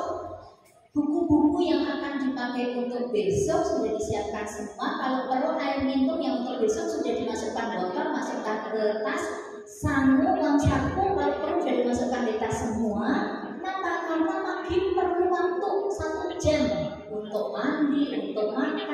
Sehingga kita sudah nggak repot ngurusin seragam, kaos kaki, buku, PR di mana, air minum, uang saku, kita sudah nggak repot lagi. Ya. Kita biasakan anak pagi jam berapa? Alhamdulillah anak saya dari kelas 1 SD sudah siap. Dia mandi pagi jam berapa? Bangun tidur, ya. Kemudian dia harus sore mandi jam berapa? Dia ngaji jam berapa? Sudah siap. Jadi sekarang saya sudah nggak repot. Saya pagi dia sudah jam 3:30 dia sudah waktunya mandi, putar alarm sendiri. Tadi pagi misalnya saya bangunin kurang 1 menit, belum bunyi, ya udah 1 menit lagi ya. Itu bunyi langsung ya. Gak perlu saya berdrama pagi lagi, sudah lama gak berdrama pagi. Kalau dulu ya kadang waktu masih TK ya kadang oke ya 5 menit lagi ya, boleh duduk lagi, udah jadi 5 menit ayo bangun gitu. Nah kalau dia moodnya jelek ya saya peluk dulu, yuk dipeluk sini, dipeluk Umi salurkan energi positif. Saya bacakan Al-Fatihah. Bacakan Al-Fatihah. Kemudian saya tiup ubur-uburnya, saya cium dahinya, moodnya sudah baik lagi. Begitu caranya Pak Bu gitu ya. Jadi kalau moodnya jelek itu, kalau moodnya jelek, mau dipeluk Umi nggak enggak ya sudah, boleh. Nanti kalau sudah siap lagi, udah mau dipeluk Umi nggak mau, mau diberi energi positif nggak mau, bacain Al-Fatihah. Kalau dia marah saya, yuk, kamu mau inhale, exhale atau mau astagfirullahaladzim? Kalau dia marah ya Pak Bu ya, mau inhale, exhale atau mau astagfirullahaladzim? Astagfirullahaladzim ya udah, yuk, astagfirullahaladzim. Kalau inhale, exhale, yuk, inhale, exhale, inhale, exhale, begitu. Latihannya begitu. Wah, itu harus tugasnya luar biasa Pak. Konsistennya harus luar biasa. Dan terus setelah itu semuanya sudah selesai. Jam 6 anak saya sudah siap Pak. Jam 6 sudah siap, sudah pakai sepatu, sudah siap berangkat. Jadi kalau saya kuliah jam 7 ya sudah jam 6 itu saya sudah berangkat dari rumah, antar anak-anak sampai sekolah, saya terus ke kampus. Sampai di kampus itu jam 7 kurang 20 saya sudah sampai di kampus. Kadang-kadang dengan OB-nya anak-anak duluan saya. Tapi saya sudah nggak repot lagi dengan urusan drama di pagi hari begitu. Jam 6 mereka sudah siap berangkat. Padahal kan sekolahnya jam 7 ya, perjalanan paling hanya 15-20 menit kalau jalannya pelan-pelan. Sebelum setengah 7 mereka sudah sampai di sekolah, karena jam 6 berangkat. Saya sendiri juga lebih suka berangkat pagi daripada macet dan ramai gitu. Gitu Pak, komunikasikan pada anaknya seperti itu. Kamu gimana caranya menyampaikan? Nah, coba lihat sekarang sudah ada muncul rambut, ya. Suaramu juga sekarang sudah mulai berubah kan? Coba dengerin, kan? Itu tandanya sebentar lagi kamu akan masuk ke masa lalu. Nanti mungkin suatu saat kamu akan bangun tidur itu kasurnya basah. Ya, bangun tidur itu kasurnya basah. Seperti kamu ngompol, padahal itu bukan ngompol nak, itu namanya sperma, gitu kan. Itu keluar dengan sendirinya, ya. Karena mungkin kamu mimpi, nah saya nggak bisa cerita, saya nggak pernah mengalami. Bapak-bapak nggak bisa cerita, nah seperti itu. Jadi sudah dipersiapkan dari sejak awal.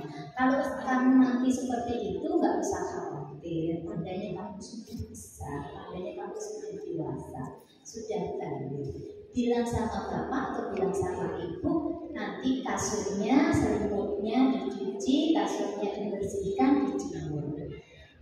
Itu bukan ngompol, kamu nggak usah khawatir. Buat dia malu karena dikira ngompol. Kemudian ceritakan bagaimana perasaannya, apa yang nanti harus dia lakukan setelah itu, bicara. Kata nih Pak ya, mulai sekarang nih Pak dibiasakan ya, diluangkan waktu. Harus dipaksain dari Bapak untuk ngajak ngobrol, karena membuat dia ngobrol nggak akan mau. Ada lagi? Sanggup? Ada lagi Bunda, materinya bagus banget, silakan ditanyakan. Nanti di kelas guru-guru akan juga menyampaikan, guru juga akan menyampaikan pada anak-anak perempuan gitu ya terkait dengan menstruasi, fikihnya gimana gitu ya. Tapi bapak dan ibu jangan terlalu menggantungkan kepada guru, jangan terlalu menggantungkan pada guru di rumah, ajarkan. Monggo, aku cekap. Oh ada monggo. Waalaikumsalam. Saya umurnya sekitar 10 tahun. Terus dari segi yang fisik belum terlihat sama sekali sih Bu. Yang saya adalah kalau saya itu agak lebih kritis gitu dalam arti banyak bertanya gitu. Nah, baru-baru ini sebenarnya nggak baru. Pertanyaan itu berulang gitu, cuma kayaknya belum menemukan, dia belum merasa sesuai dengan jawaban saya. Dia bertanya tentang yang kisah Maryam, itu kan, kenapa Maryam itu punya suami punya anak gitu.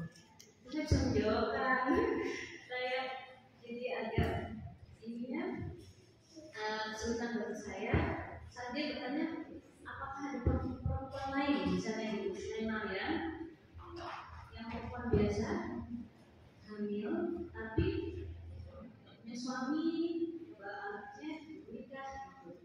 Nah saya masih belum bisa jujur karena dalam arti saya melihat kematangan psikisnya dan sebagainya itu loh Bu, apakah nanti dia bisa menerima penjelasan saya gitu gimana itu secara psikologisnya adanya itu karena saya benar sih saya pengen jelasin itu sih mendekat ke benar-benar baliknya itu akhirnya itu juga saya gimana saya jelaskan itu dengan pertanyaan tadi itu tentang proses itu tadi. Gini, kalau tentang Maryam itu harus sangat yakin bahwa hanya satu Maryam gitu. Kalau katanya kira-kira ada komunikasi enggak?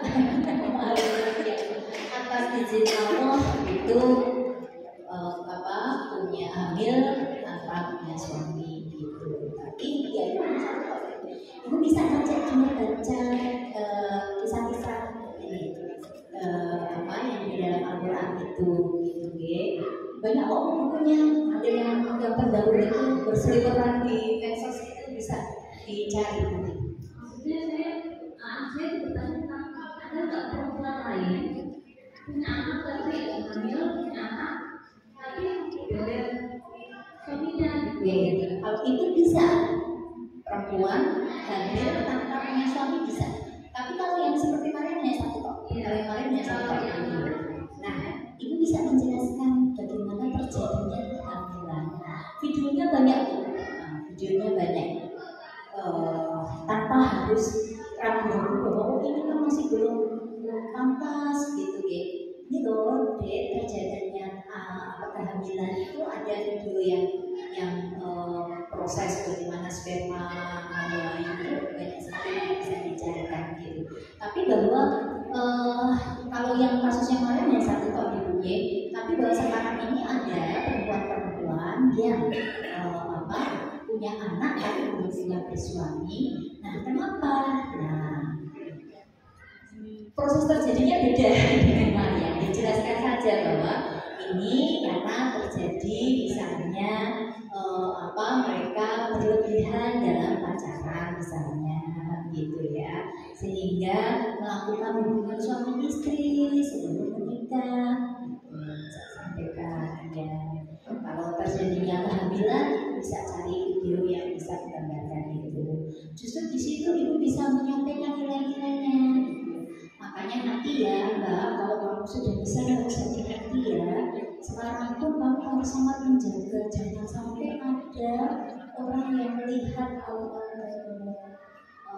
melakukan sesuatu dengan vaginamu, tidak boleh ya. Kamu harus berani ngomong sama ibu, harus berani teriak, harus berani lari, harus berani. Nggak apa-apa. Gak apa-apa. Justru sekarang anak-anak, mohon maaf ya Bu, anak sekarang itu saya juga agak kesulitan. Di satu sisi lugu, ya, di satu sisi lugu. Nah, lugunya itu karena mungkin tadi dia secara psikologis belum matang, akhirnya mudah dimanfaatkan oleh orang lain, misalnya istilah main dokter-dokteran gitu kan. Nah, itu harus kita sampaikan dari sekarang gitu loh. Jadi kan jangan boleh ada yang lihat, jangan boleh ada yang meraba melakukan sesuatu dengan vaginamu, itu tidak boleh. Siapapun itu, bahkan ibu sekalipun, kecuali kalau misalnya dia merasakan sakit sehingga harus diperiksa, bahkan periksa dokter pun ibu yang harus mendampingi gitu. Itu harus disampaikan. Karena banyak istilah-istilah, maaf ya, di luar sana banyak istilah-istilah yang sebetulnya mengarah pada hubungan seksual yang anak-anak tidak paham gitu loh. Itu harus disampaikan. Tidak harus sampai ke istilah-istilahnya sih gitu, tapi bahwa perilaku yang mengarah kepada kesana itu tidak boleh dilakukan sebelum kamu menikah. Karena kan ada mungkin dosis mbaknya itu sudah hamil, padahal belum punya suami, bisa contohkan.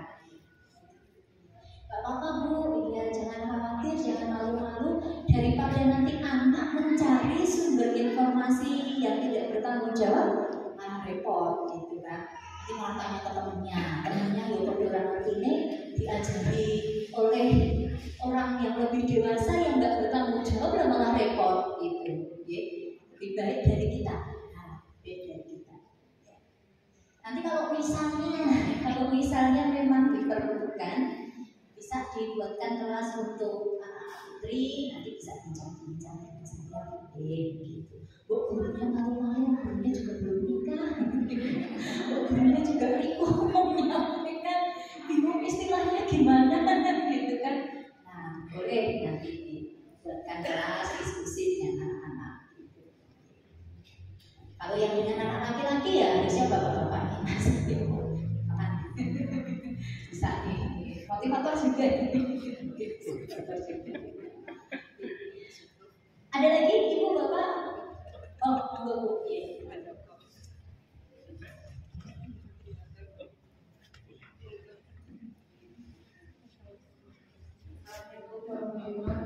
Waalaikumsalam warahmatullahi wabarakatuh. Saya mau bertanya soal anak-anak. Ada anak laki-laki yang sering kumpul nggak bisa tidur. Itu bagaimana cara membedakan basahnya itu karena kumpul atau basahnya itu karena ini mas? Ya. Itu harusnya tanya ke suami. Saya yang nggak pernah, tapi sepertinya beda baunya Bu. Beda baunya. Iya. Mohon maaf, kan ibu sudah pernah, ini sudah menikah semuanya. Ibu pernah tahu baunya sperma kamu? Ya, beda kan antara bau sperma dengan bau pipis. Baunya beda.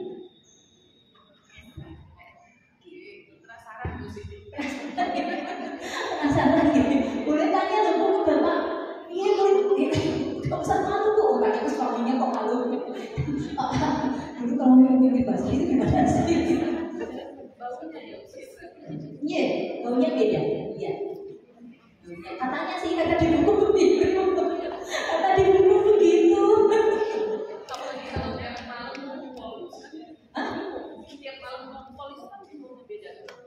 Kalau anaknya masih ngompol Bu. Bukan anak saya. Oh, anaknya. Oh ya, anaknya masih ngompol. Umur berapa? Masih 6 SD.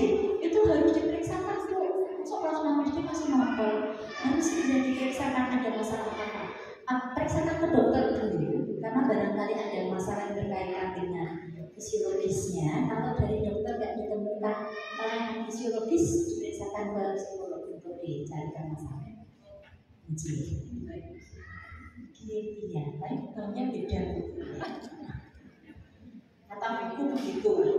Nah, nanti dipastikan Bapak. Iya. Monggo ada lagi? Silakan Bu. Assalamualaikum warahmatullahi wabarakatuh. Waalaikumsalam warahmatullahi wabarakatuh. Sini Mbak, aku balik ke sini deh. Terkait dengan menyiapkan reaktif balik yang tadi sudah disampaikan, banyak sekali aspek-aspek yang harus kita siapkan. Ini saya sudah baca, saya kalau bangun sudah pagi, terus terkait dengan misalnya saya kalau misalkan nyuci piring ya, hanya saja saya sangat penakut. Jadi harus ditemenin, cuci piring itu harus ditemenin. Ke kamar mandi harus ditemenin. Padahal dia anak laki-laki. Beda dengan anak saya yang berdua, dia berani. Tapi kalau anak yang pertama ini, saya mungkin memang ada kesalahan kalau asuh kecil. Jadi memang yang dalam dulu itu kalau asal anaknya diam mungkin ditakut-takutin. Misalnya, ayo makan, nanti ada orang gila. Atau misalnya, jangan ke situ, nanti ada setan. Akhirnya anak tumbuh menjadi anak penakut. Ini bagaimana agar mengembalikan kemandirian anak saya kembali gitu ya. Beda dengan yang nomor 2 justru yang sering menemani kakaknya, justru ngomong sama dia aja dan beraninya. Seperti itu. Terima kasih. Iya, baik. Gak apa-apa Bu, ditemenin dulu ya, sambil disarkan hatinya. Apa sih mbak kamu takut? Gitu kan, takut misalnya. Orang kok ada hantu kan? Di rumah kita nggak ada hantu, karena kan kamu sering ngaji di rumah, setiap hari ngaji kan. Karena yuk tiap hari ngaji, biar di rumah kita nggak ada hantunya. Bisa dilakukan seperti itu. Kemudian ditemani nggak apa-apa Bu, ya sendiri temani nggak apa-apa. Ya kamar mandi ditemani tapi jangan di dalam kamar mandi. Yang temenin tetap di luar. Kamar mandinya ditutup. Kalau dia nggak berani ditutup, dia nggak berani dikunci dari dalam, ditutup saja, ya tutup saja. Yang temenin tetap di luar, nggak boleh masuk. Sampai usia berapa? Nah, dia sekarang berapa Bu? 9 tahun. Dia sudah 9 tahun ditakut-takuti loh Bu. Iya. Cepat atau lambatnya dia tergantung kesabaran ibu tadi dalam membesarkan hatinya. Ini kamu takut apa kecoa? Kecoa itu kan kecil tuh. Didekatkan perlahan-lahan gitu ya, sampai dia nggak takut kecoa misalnya. Apa sih yang buat dia takut? Cari sumber rasa takutnya apa? Kemudian mulai dikenalkan lagi dengan ini itu nggak buat takut. Kamu lebih besar, kamu lebih besar, kecoanya kecil. Kembali ke kesadaran ibu, ketelatenan ibu. Telaten mau boten, kalau telaten insya Allah cepat. Kalau boten telaten ya lama. Tapi tidak ada kata terlambat.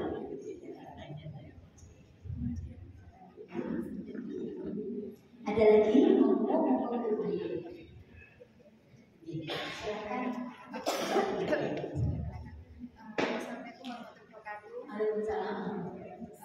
Ini mau nanya, anak saya itu umur 10 ke 11 tahun. Maksudnya ini kan dia itu masih jiwanya masih kekanak-kanakan. Kadang masih suka main boneka, terus pasar-pasaran kayak gitu. Itu kita perlu perempuan. Itu kita perlu khawatir atau tidak, karena teman-temannya udah pada apa itu haid, terus udah tumbuh payudara. Jadi dia belum kok saya belum ya, kayak gitu loh. Maksudnya dia ngerasa saya itu sama kayak temen-temen enggak sih, temen-temennya udah seperti itu loh, udah kadang ada yang kenal cowok kayak gitu loh. Anak saya tuh masih apa ya, masih kayak kena kecil gitu. Bersyukur itu. Maksudnya khawatir enggak terus kayak gitu. Saya tuh kayak khawatir kayak masih takut perkembangannya. Enggak normal, enggak usah khawatir. Disyukuri kalau dia belum kenal cowok itu harus bersyukur. Iya, karena iya. Masih belum ada kan. Temen-temennya udah bertumbuh kayak gitu. Apa-apa. Iya, sekarang masing-masing Apa orang berarti? beda. Iya, masing-masing orang beda, jangan khawatir. Normal Bu. Normal, enggak usah khawatir. Nah, mulai sekarang disiapkan untuk nanti Kita udah jelaskan. Iya. Oh, belum kenal cowok itu merasa kan kalau Ya, kenal cowok teman-temannya bingung loh. teman-temannya Yang udah anak sudah mulai kenal cowok saja bingung. Ibu sekarang ledek-ledekan gitu terus kalau ledek-ledekan kalau ada teman di rumah kayak gitu. Kok main ke rumah kamu masih main boneka boneka kayak gitu. Saya kalau sempat sekarang udah sempat soalnya. Anak main boneka saya pun main boneka ya. Apa bu? Spirit ini normal ya. Perkembangannya berbeda-beda Kalau sekarang masih bermenstruasi bagus malahan ya, bagus gitu. Nanti SMP mungkin malah tidak apa-apa. Tapi nanti kalau udah usia 16 tahun belum baru gitu bisa kan dokter, itu masalah. Ada lagi bapak ibu bapak mungkin? Berarti monggo mas. Baik, bismillahirrahmanirrahim. Assalamualaikum warahmatullahi wabarakatuh. Waalaikumsalam warahmatullahi wabarakatuh. Ini Bu Rini ketemu lagi kita. Iya deh, sudah aja. Oke, ini aja sih Bu. Oke. Ya, alhamdulillah bisa belajar lagi dari Bu Rini. Ini terkait tadi ada pernyataan beliau saya sebagai motivator ini jauh banget sih Bu. Saya memang banyak belajar dulu dengan Bu Rini seperti itu. Ya ini pengen saya diskusikan lagi sih Bu, ini terkait dengan perkembangan apa namanya akhir balik ini gitu. Sama anak saya juga yang baru ini kan kelas 5 SD juga. Nah ini terkait dengan hal-hal berkaitan dengan itu.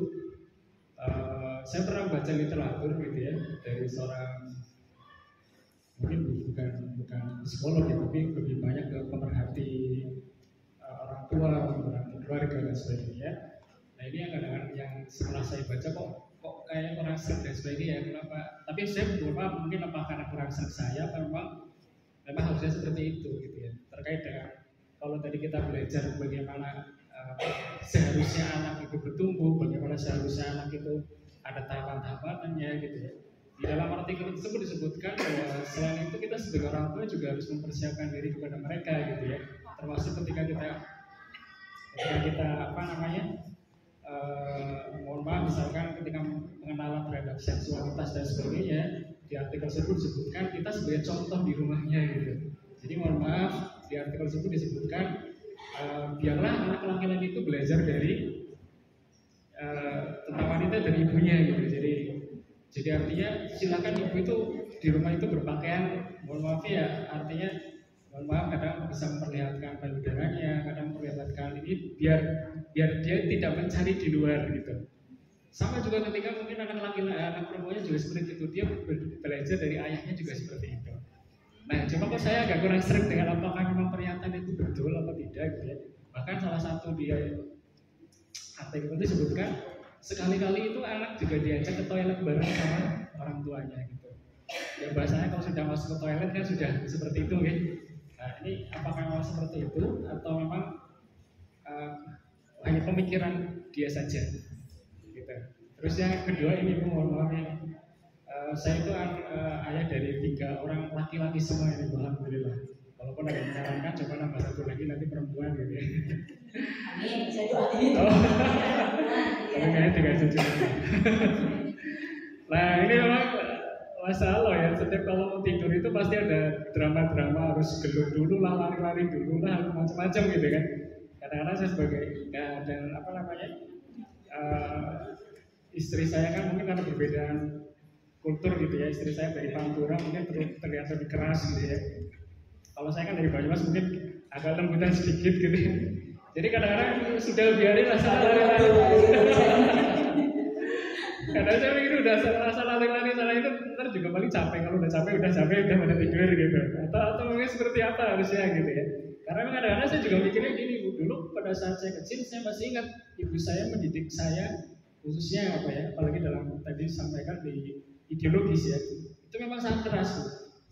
Sangat keras. Bahkan ketika saya lagi main di mana waktunya azan suruh dipanggil deret gitu ya. Suruh sholat dan sebagainya. Bahkan ketika saya nggak sholat dan sebagainya, bahkan sampai dimarahi gitu. Sampai sekarang pun kalau saya ketiduran belum sholat itu ada wajah ibu saya itu muncul gitu ya.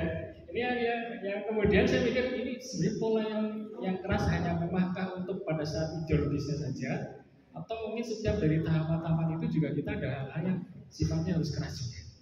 Seperti itu begini. Jadi menurut saya, Assalamualaikum warahmatullahi wabarakatuh. Waalaikumsalam warahmatullahi wabarakatuh. Yang pertama itu saya juga tidak Islam kita ada adabnya. Mungkin beliau menganut paham yang berbeda gitu ya. Tapi saya tidak menyarankan Bapak dan Ibu bahwa benar misalnya anak itu harus belajar bagaimana seorang wanita, bagaimana nanti peran seorang istri itu dari ibunya, betul. Tapi ya nggak sampai sevulgar itu gitu ya. Bahwa memang anak perempuan itu perlu dekat dengan ayah, kemudian belajar bagaimana seorang laki-laki supaya nanti dia nggak salah pilih suami nanti misalnya gitu ya. Bagaimana laki-laki itu bertanggung jawab, bagaimana laki-laki menjadi imam dalam keluarga, itu betul gitu ya. Tapi sampai sevulgar itu ya tidak. Kita orang Islam kita punya adabnya, ya tidak sampai seperti itu. Bahkan ketika anak masih kecil, misalnya masih umur 1 tahun 2 tahun gitu ya, mandi bersama pun nggak boleh lepas semuanya loh Bung ya. Nah, Bapak nggak boleh lepas semuanya, tetap harus ada pakaian yang menghalangi gitu. Nggak apa-apa berbasah-basahan bajunya basah, nggak apa-apa. Kalau misalnya anak, kok nggak dilepas bajunya, kan ibu sudah dewasa. Malu dong kalau auratnya ibu terlihat. Nah, sampai kan begitu gitu. Nanti pun kamu juga begitu, sebentar lagi kamu juga harus bisa mandi sendiri sehingga ibu nggak harus ikut mandi bareng kamu. Malu auratmu terlihat. Nanti keluar dari kamar mandi tutuplah dengan handuk misalnya. Kalau misalnya dia masih agak kerepotan mau ganti baju di kamar mandi ya, tutuplah dengan handuk, badanmu tutup dengan handuk, jangan sampai terlihat aurat. Itu harus ditekankan. Saya tidak setuju dengan yang tadi Pak. Yang kedua adalah anak laki-laki 3. Anak laki-laki 3 itu energinya luar biasa. Enggak apa-apa Pak. Salurkan energinya dengan aktivitas fisik, olahraga misalnya, gitu ya.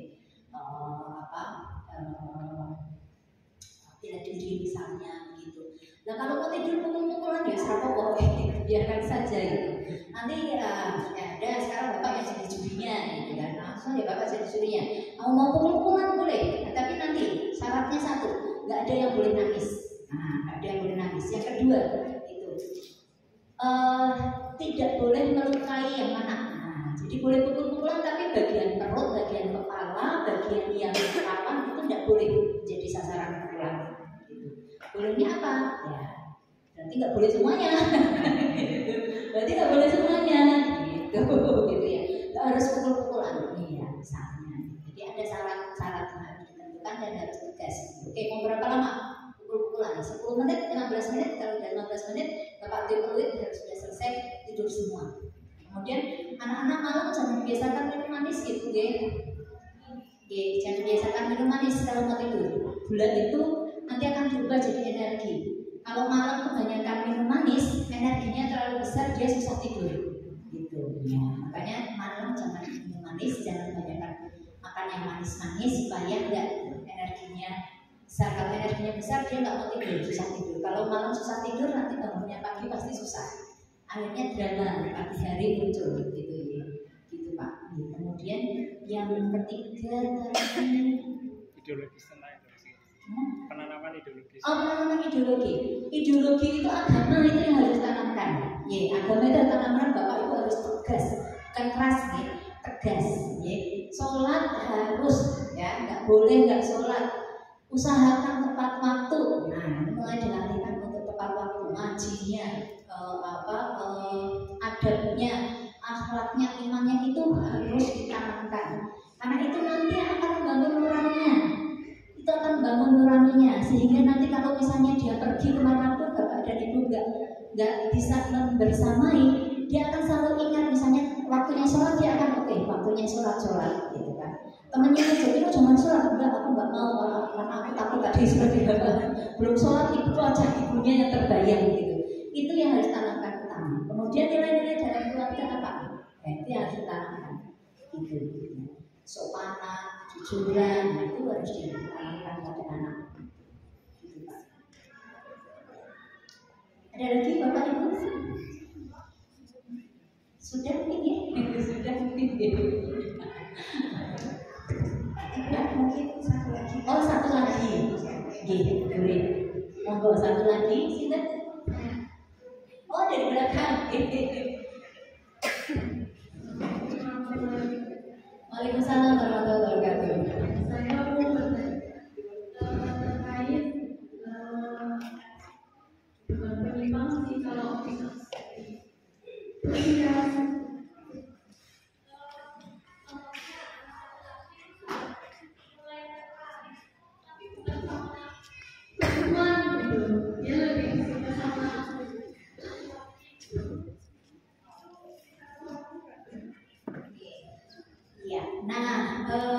Bapak dan Ibu perlu bisa membedakan mana rasa kagum dengan rasa suka ya. Tertarik itu bisa kagum karena misalnya dia sosok hero gitu kan. Nah, laki-laki jelas tertarik pada sosok hero laki-laki gitu kan misalnya.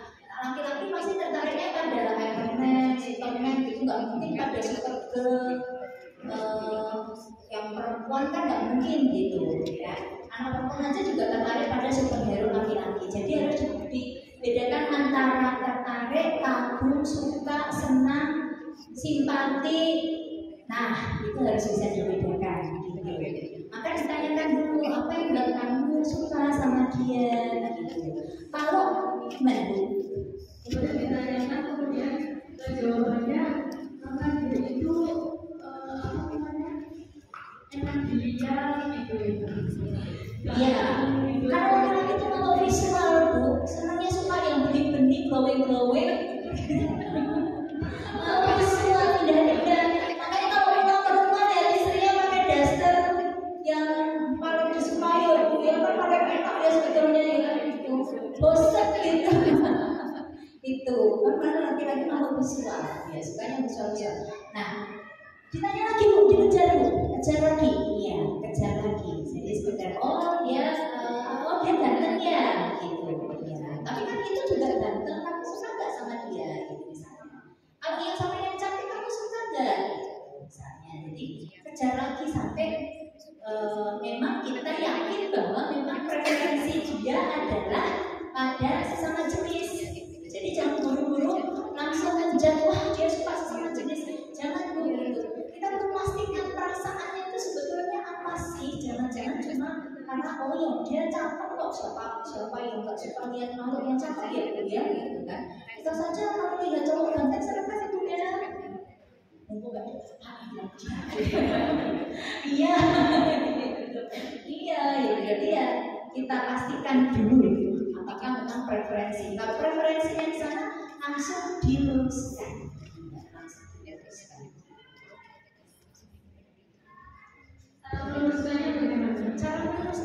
Cara meluruskannya bahwa ya kalau misalnya dia tahu benar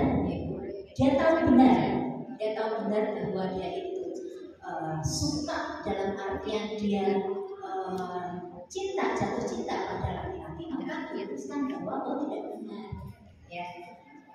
Rasa suka seperti itu tidak dibenarkan pada laki-laki karena kamu laki-laki, tapi rasa suka itu harusnya pada perempuan. Tapi karena kamu masih kecil, nah coba deh aktivitas yang lain dulu, hobinya apa, gitu kan? Luruskannya gitu, hobinya apa, bakatnya apa, itu yang harus dikembangkan gitu.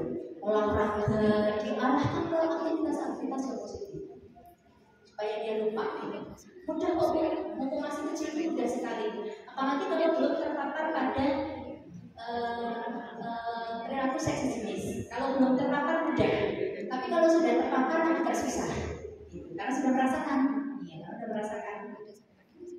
Ya, makanya biasanya korban sodomi itu punya preferensi, punya indikasi, punya peluang untuk menjadi pelaku sodomi karena sudah merasakan. Jadi jangan sampai dia merasakan. Terima kasih. Bapak Ibu mohon maaf ya, waktunya memang sudah cukup siang. Saya juga harus menjemput anak-anak. Mohon maaf sekali lagi dari saya, barangkali ada hal-hal yang kurang berkenan. Semoga bermanfaat diskusi kita yang sedikit ini untuk anak kita, menjadikan kita orang tua menjadi lebih baik lagi. Terima kasih. Assalamualaikum warahmatullahi wabarakatuh.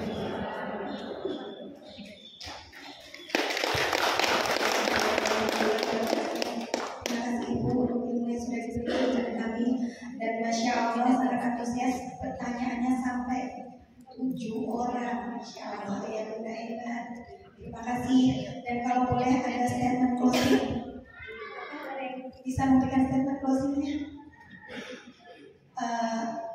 Mindful parenting adalah pengasuhan secara sadar bahwa orang tua harus hadir secara fisik, kognitif, kognitif dan emosional dalam pengasuhan. Sudahkah kita lakukan? Itu pertanyaannya ya. Kita harus hadir. Mudah-mudahan setelah mendapatkan ilmu dan bekal ini, insya Allah kita semakin ke depannya akan semakin baik dalam mendampingi anak-anak.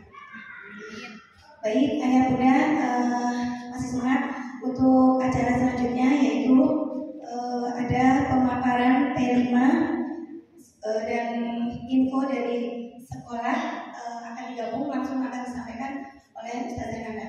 Dan untuk ayah bunda yang tadi bertanya, jangan pulang dulu ya sampai akhir, insya Allah nanti dapat door prize. Waktu dan tempat kami persilakan.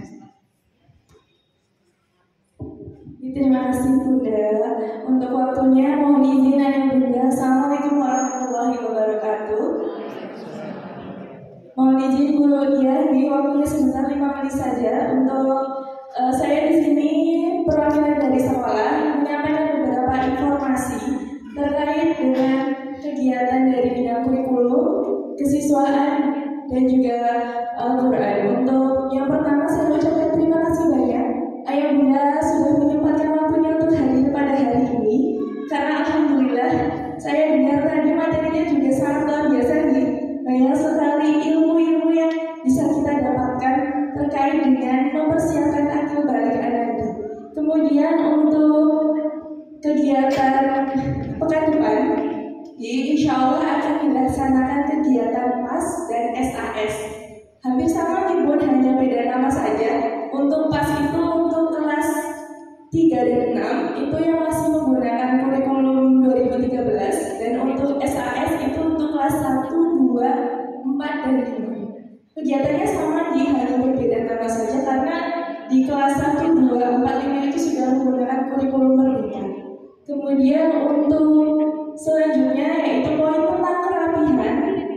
Mohon kerjasamanya untuk mendampingi anak atau mengingatkan anak dari rumah tentang kerapihan rambut, baik itu laki-laki dan perempuan. Untuk laki-laki kan mungkin terlihat secara langsung nih, tapi untuk perempuan itu kadang di sekolah itu rambutnya masih ada yang keluar sampai terlihat juga dari belakang. Jadi nanti kita tolong untuk dibantu untuk mengikat, mungkin sudah bisa juga Bun, dan kalau bisa pakai ciput juga untuk yang perempuan, karena nanti kalau sholat itu kadang anak-anak masih terlihat untuk rambutnya gitu yang perempuan.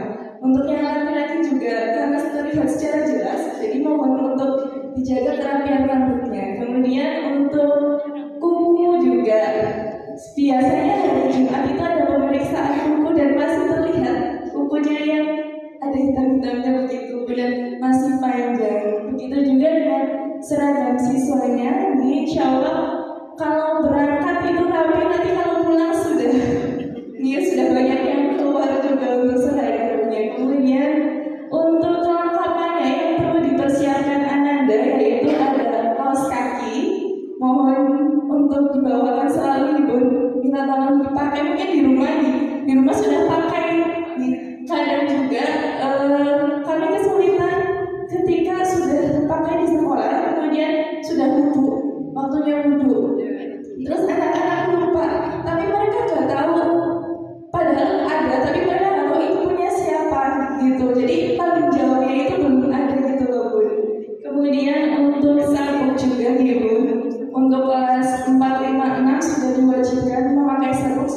Sebenarnya kelas 1, 2, 3 juga sudah mulai diwajibkan, tapi untuk kelas 4, 5, dan 6 itu sudah harus pakai sabuk. Perempuan juga sama Bun, pakai sabuk juga. Kemudian untuk badge nama juga, minta tolong yang belum memasang di seragam boleh segera dipasang. Kalau sudah pesan kemarin, banyak yang sudah pesan di DU, yang belum tertempel bisa langsung ditempelkan di seragamnya. Kemudian untuk yang saat upacara itu, biasanya kalau upacara jadwalnya itu 2 pekan sekali, boleh di hari Senin, boleh dibawakan. Untuk yang laki-laki dasi dan topi, dan yang untuk perempuan topi saja tidak apa-apa gitu.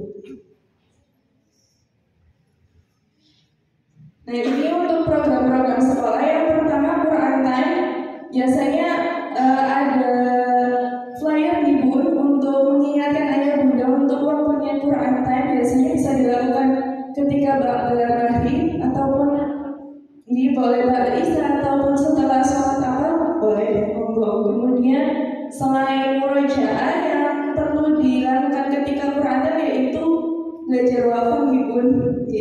Jadi silakan anak-anak bisa didampingi untuk belajar wafat juga. Kemudian untuk kedisiplinan ini mohon kerjasamanya untuk datang dan pulang atau dijemput tepat waktu Bun. Karena untuk kedatangan juga masih ada beberapa yang datangnya itu lewat lebih dari jam 7:30 nih. Padahal maksud dan tujuannya kenapa anak-anak bisa hadir tepat waktu adalah ketika sholat duha itu ada pembiasaan biar nanti bacaannya bisa sama, kemudian gerakannya bisa diperbaiki. Itu tujuan untuk sholat duha karena kan pembelajaran itu sebenarnya mulainya setelah jam 9, tapi untuk kegiatan pertama adalah sholat duha dan di situ wali kelas itu bisa membantu untuk memperbaiki bacaan sholat maupun gerakan sholat Anda. Jadi mohon untuk datang tepat waktu karena kalau nanti datangnya terlambat ya nanti biasanya sholatnya sendiri itu karena teman-temannya sudah nggak terpikir pagi dan juga nanti jadi guru-gurunya nggak bisa untuk mengoreksi bacaan dan sholatnya begitu. Kemudian untuk kepulangan juga dimohon kerjasamanya untuk Anda bisa dijemputnya tepat waktu Ibu karena beberapa kejadian ada yang waktu itu jam 5, jam 4:30 belum ada yang dijemput gitu Bu. Jadi sampai waktu itu ada Kak yang harus mengantarkan ke rumahnya. Untuk kalau saya lupa tidak sama, jadi mohon kerjasamanya Ibu. Selanjutnya untuk aktivitas belajar, nah ini untuk membatasi Anda untuk melihat dan memantau karena saya lihat kelas 4 dan kelas 5 ini sudah mulai buat grup. Ada grup. Nah di situ kemarin saya dapat laporan bahwa mereka itu masih chatting Bun. Masih chattingan itu sampai tengah malam, sampai jam 11 sampai jam 12. Jadi mohon diperiksa nih Bun untuk membatasi anak-anak bermain gadget ini karena saya kemarin dapat laporan seperti itu di grup itu mereka masih ngobrol sampai tengah malam seperti itu dan mungkin bahasanya juga tidak tahu Ibu, jadi mohon untuk dikontrol gitu. Nanti kan kalau misalkan ada bahasa-bahasa yang kurang baik ataupun pembahasannya yang tidak baik nanti bisa langsung disampaikan ke wali kelasnya. Gitu. Nanti dari wali kelasnya bisa membantu untuk memberi kebijakan di sekolah. Gitu. Kemudian untuk identitas siswa yaitu memberikan label atau stiker nama pada barang-barang Anda. Dan ini karena tadi banyak sekali barang-barang yang tertinggal. Contohnya botol minum Bun. Botol minum itu di gudang sudah hampir 1 karung dan itu tidak ada yang mengaku. Kan sering nih biasanya kalau penerimaan rapot itu kan botol minum dijejer-jejer Bun. Itu anak-anak kadang mungkin lupa Bun, tapi mereka tidak merasa itu punyanya begitu. Jadi kalau nanti bisa diberikan identitas kan nanti wali kelas bisa membantu mengingatkan pas ini botol minumnya tertinggal. Itu soalnya masih banyak Bun, sampai hampir 1 karung itu contohnya botol minum. Kemudian posnya juga ada beberapa seragam juga nggak ada yang mengakui padahal dia merasa itu jadinya lupa begitu tertinggal. Begitu untuk informasi dari sekolah dan ini ada program tambahan untuk di kelas 4 dan 5 ini karena menggunakan kurikulum merdeka itu ada namanya kegiatan P5 yaitu proyek penguatan profil pelajar Pancasila. Itu salah satunya kemarin yang anak-anak berkunjung ke TPA-BLN di kemarin ke tempat pengolahan sampah itu. Nah itu termasuk dalam kegiatan P5. Nah itu kegiatan P5 ini di latar belakang ini dan disampaikan melalui beberapa agenda di sekolah. Yang pertama yaitu budaya satuan pendidikan, iklim satuan pendidikan, kebijakan pola interaksi dan komunikasi tentang norma yang berlaku di satuan pendidikan. Jadi di P5 ini disampaikan juga dalam aturan-aturan yang ada di sekolah. Kemudian pembelajaran interkurikuler yang disampaikan dalam kegiatan belajar mengajar di sekolah. Dan P5 ini juga ada jamnya sendiri. Kalau di sekolah biasanya di hari Jumat, kan di weekly sudah ada kegiatan P5. Dan ini untuk salah satu kegiatan P5 tersebut dilaksanakan. Kemudian untuk ekstrakurikuler juga bisa disampaikan untuk kegiatan P5. Nah, untuk H2 sendiri itu mengusung tema untuk kegiatan P5 itu gaya hidup berkelanjutan. Jadi di sini anak-anak lebih difokuskan untuk mengolah atau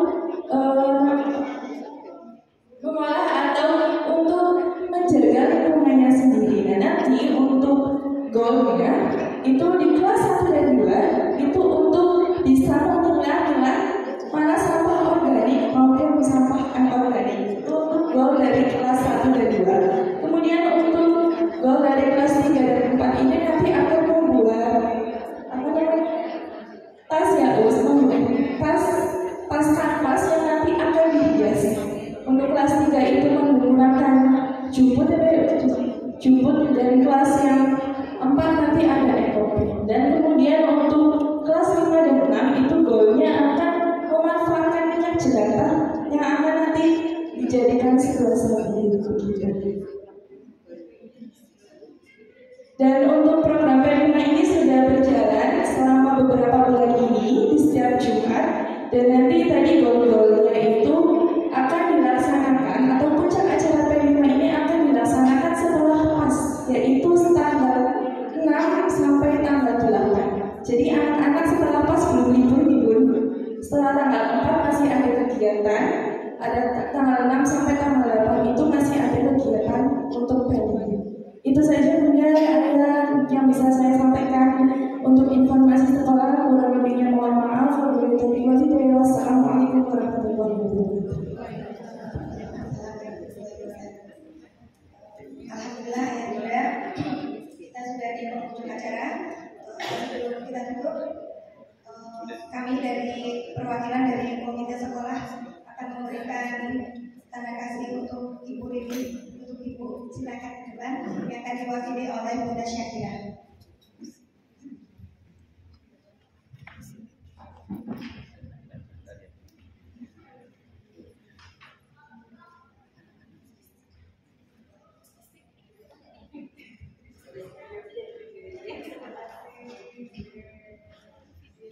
Selanjutnya Ibu masih bisa ke depan. Saya mau panggil yang ke-12. Ayo. Menginginkan saya izin ya, soalnya saya jadi jam 11. Oh iya. Kalau siap sebenarnya jam 10 lebih 15.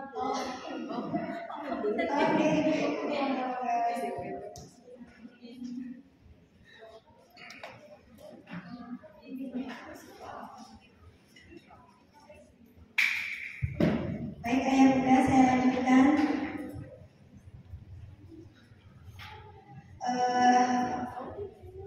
Kami dari panitia juga menyediakan doorpress. Doorpress akan diberikan kepada Bunda Panji level 4 Karimun.